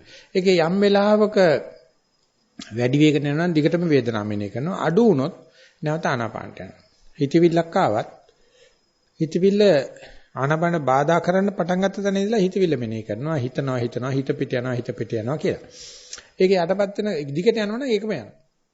යටපත් වුණොත් නැවත ආනාපානට එනවා. නංගඬ ගහිල්ල කියලා තමයි මම මතක් කරේ. තමයි මේ වෙලාවේ හිත වැඩියෙන්ම ඇසුරු කරන්නේ මොකද්ද කියලා නම කියලා මෙනෙහි කරන එක. එතකොට මේ කරලා ඇති වෙච්ච ගැටුමක් නිසාද මේ ප්‍රශ්නයක් නිසාද විසඳන්නේ නැත්නම් මෙතෙක් කරලා නැතුව පටන් ගන්න හදලාද? නෑ ස්වාමීන් වහන්සේ. මට කටහඬට උරුස්සු දෙන්නේ නැති ප්‍රශ්නයක් වෙන භාවනාවෙන්. මනුස්ස කටහඬ. සින්දු වලට නෙමෙයි ස්වාමීන් වහන්සේ නිකන් කවුරු හරි දෙන්නෙක් කතා කරනවා වගේ ඒ වගේ ශබ්ද වලට මට හිත එකපාරට පිට යනවා. ඒක නිසා තමයි ස්වාමීන් වහන්සේ කියලා දුන්නා පස්සේ මම ඒක තීරුම් ගත්තා. එතකොට කරන්න තියෙන්නේ සද්දයක් නැත්නම් හිත පිට ගියා කියලා මෙනෙහි කරන්න පුළුවන්. එතකොට අපි දන්නවා මේ පෙතකින් අතුරු මාර්ගයට හිත හැරිලා තියෙන්නේ. ඒක කියන්නේ ඉරියාපත සංධියක්. ආනාපාන දිගේ කියයි කියලා හිතමු. යනකොට දැන් අපි දන්නේ සද්දයක් ආපු ගමන් ඒක පැත්තට ප්‍රතික්‍රියා වෙලා. ඊට පස්සේ අපි දැන් අඩු ගානේ ආනාපානේ නෙවෙන බව හිතට වදලා දෙනවා. උඹ මට කියලා හරි නොකිය හරි ගියා. දැන් ඉන්නේ සද්දේ. සද්දයක් කියලා මෙනෙහි කරනවා. දැන් ඔය කියන එකේ නම් මට හිතෙනවා ද්වේෂයක් තියෙනවා දැන්. යටින් පටිඝානුසයත් වැඩ කරනවා. ඒ කියන්නේ මේ කන පීරි ගන්න වැඩක් නෙමෙයි වෙලා තියෙන්නේ. ඉතින් ඒක නිසා බලාගෙන ඉන්නකොට හිතයි ආනාපානේ හිටියානම් හිටියයි කියලා සතුටක්වත් නැතුළයි කියලා කනකාටුවක්වත් නැහැ. ඒක උදාසීන අරමුණක්. මෙතන මේ කියන සද්දේ සරුවචනසේ දේශනා කළ දෙනවා පඨම ඥානස්ස සද්දෝ කණ්ඨකෝ කියලා.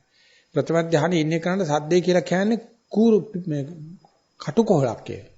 කන හූරනවායි කියලා. ඒ වගේ එකක් තියෙනවා. එතකොට අපි දන්නා දැන් පෙතෙන් මාරු වුණා, ද්වේෂයක් පහළ වුණා.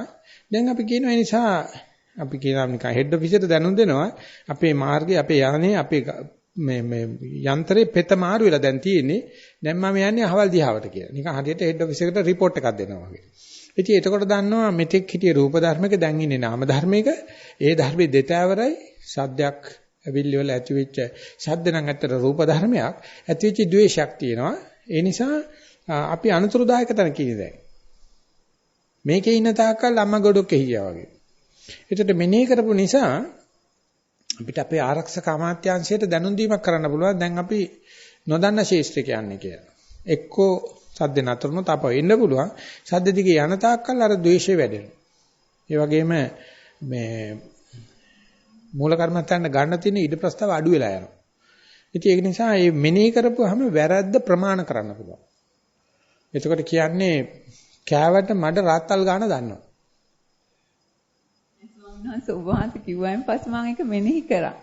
ඒකට මට තේරුණා ඒක මට ඉන්න පුළුවන් කියලා තවදුරටත්.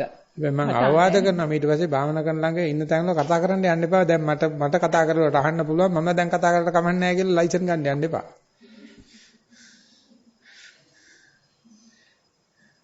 එහෙමත් වෙනවා. ස්වාමීන් වහන්සේ පැද්දෙන එකේදී මම සමහර වෙලාවට මට තේරෙනවා මෙහෙම නැටෙනවා කියලා. කොට 100 තියෙනවා මට. නමුත් මම මෙහෙම වැටෙනවා. ගොඩක් වෙලා. මේ කියන එකට කී දෙනෙක් අත උස්සනවා? තමනුත් අත්දකලා තියෙන කී දෙනෙක් ඉන්නවද මේකේ? මේක හරි ස්වභාවිකයි.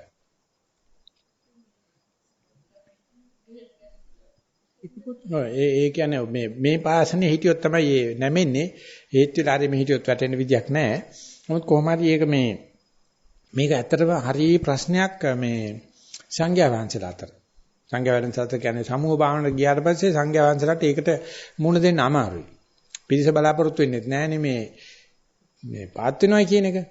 ඒක නිසා මට මතකයි මම ඔය මේ ආර පාවොක් භාවනා ක්‍රමයේ පොත් පරිවර්තන කරනට අග්ගඤ්ඤා කියලා බුදුම සාංශිකේ ගෝලික මෛත්‍රික අවුරුදු 3ක් විතර මේ නතරුණා. මේ වෙලාවට විතර ආපම හැන්දෑ 5ට යන්නේ.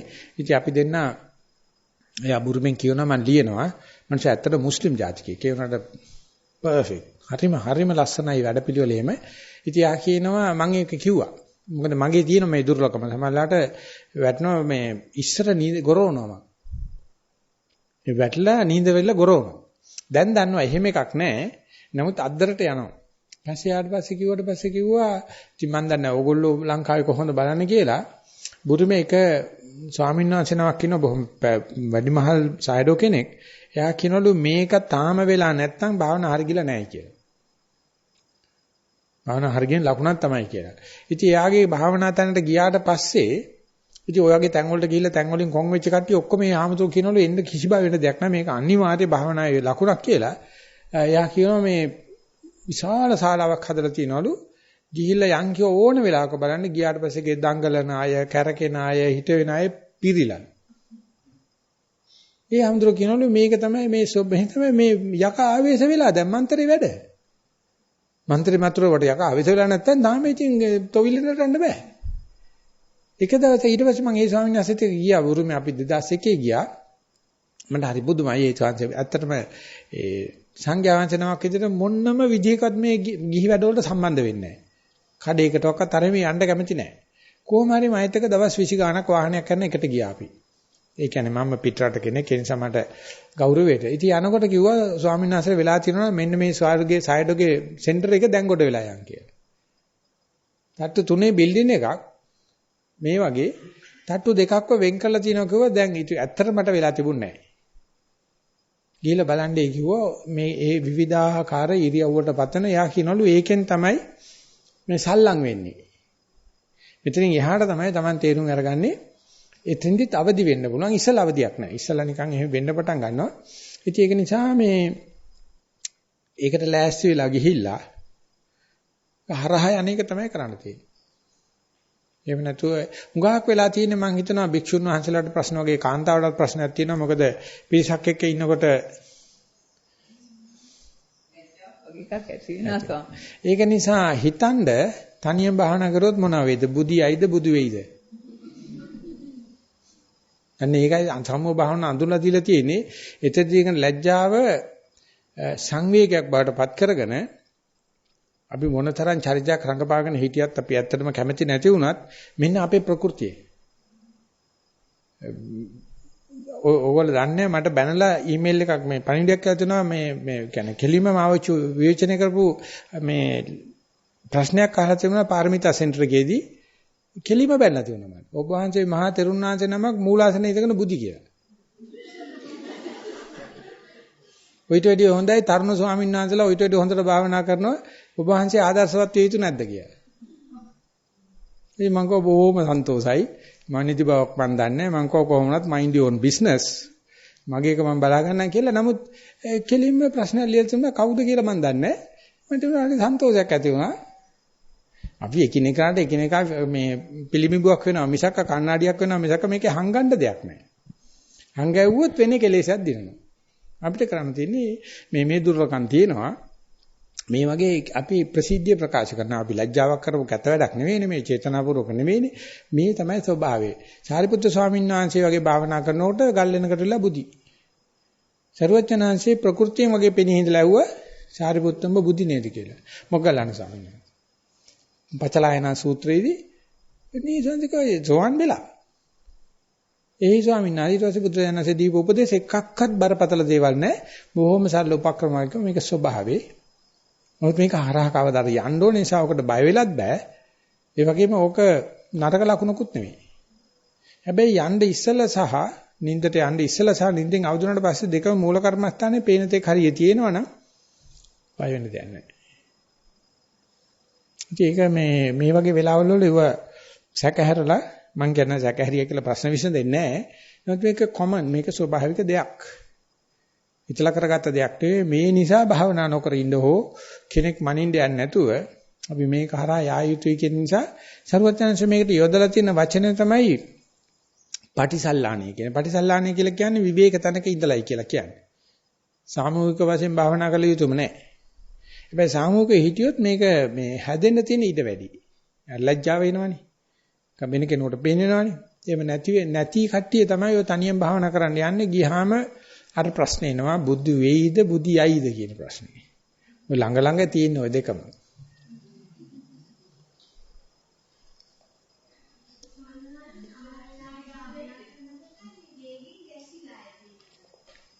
ඒ ඔක්කොම ඒක තමයි මෑනියොත් කිව්වේ. අසම්පජාන කාය සංස්කාර වගේක් ඇති කරනවා. මේ අත එක පාට විශ් වෙනවා. පිල්ල ගැස්සෙනවා. ඒ වගේ අර නිදාගෙන ඉන්න බබෙක් දිහා බලන්නකෝ. ඉතින් තේරෙනවා මේ බබා හොඳටම බුද්ධි නම් නලියෙන. එක දවසක් මේ වෙරළකට ගිහිල්ලා තිනවා නරියෙක්. නරියෙක් යනකොට කිඹුලෙක් ඉන්නවලු හොඳට සාන්ත වෙලා. දැමුට සැකයිලු මේ කිඹුල බුදිද ඇහැරලාද කියලා. ඊට පස්සේ කිව්වලු අපේ පැත්තේ නම් කිඹුල බුදි වෙනකොට වලිගය හොල්ලනවා කිව්වලු. අර ඒ කිඹුල තෙමීට මෙහෙම වලිගය හෙල්ලුවාලු. ටටා කියලා ගියාලු. ඒ හරිය කියන කතාවත් ඇත්ත. හොඳටම නින්ද කියලා ඉන්නවනම් අපි අතපය හොල්ලනවා. අර මේ නමු මෙහෙම ඉන්නකොට අපේ පැත්තේ නම් කිඹුල බුදි වෙනකොට අතපයක් හරි වලියක් හරි හෙල්ලෙනවා කිව්වලු. ඒ වගේ අපිත් කියනකො හරියට භාවනා කරනවා නම් ඔය මොකක් හරි තැනකේ නිකුත් වීමක් තියෙනවා. අපි කියන්නේ මේ කැතැසිස් අපේ pent up වෙච්ච එනර්ජි එක පිට කරනවා. pent up මේ emotions මේ ප්‍රෙෂර් එක පිට කරන තැන තමයි නිකන් එන්ජින් එක මිස් කරනවායි කියලා කියන්නේ. ස්පීඩ් එක අල්ලගන්න බැරි වෙනකොට ක්ලච් එක මිස් කරලා ආයෙ අල්ලලා දෙනවා. ආන්නේ වගේ ලැප්ස් ගොඩක් තියෙනවා මේ මැෂින් එකේ. ඒක කරන්න එක එක විවිධ තත්ත්වෙන් නැද්ද මැෂින් එක දුවන්න ආරින්න. දුවන්නලා බලනකොට පේනවා මේ තත්ත්වයකත් මේක නඩත්තු කරගෙන ඉන්නවා ලොකු දෙයක් කියලා. මේ චීන සංකෘතමයද. හොඳයි අපි එහෙමනම්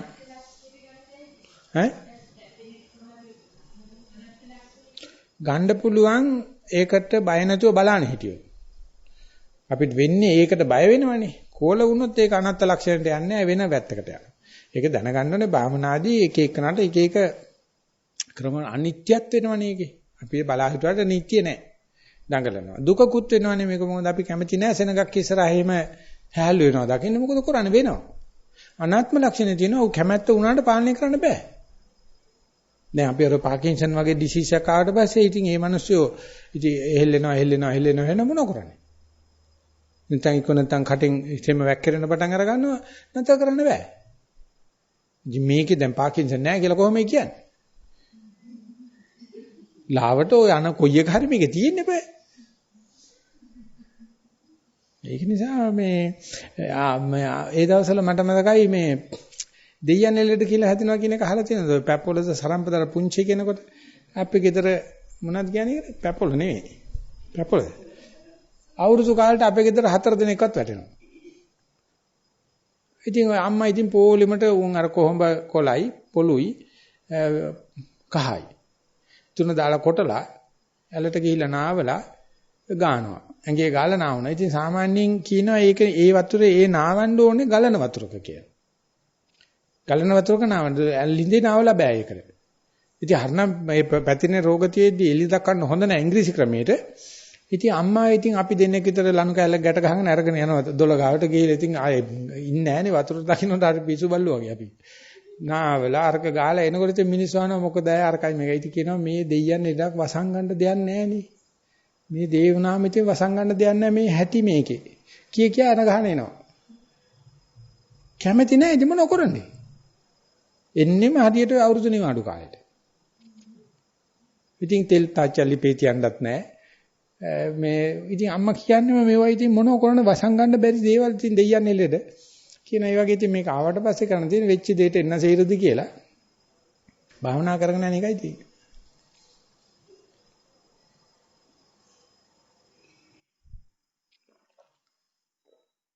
හරි දැන් ඉතින් ඕවර් ටයිම්. එනිසා අපේ සාකච්ඡාව හරි ඒ කියන්නේ මේක බොහෝ විට අපේ අවසාන සාකච්ඡාව. එනිසා අපි සාකච්ඡාව හරි මෙතනින් સમાપ્ત කරනවා. චිර දිනාටම තෙරුවන් සරණයි.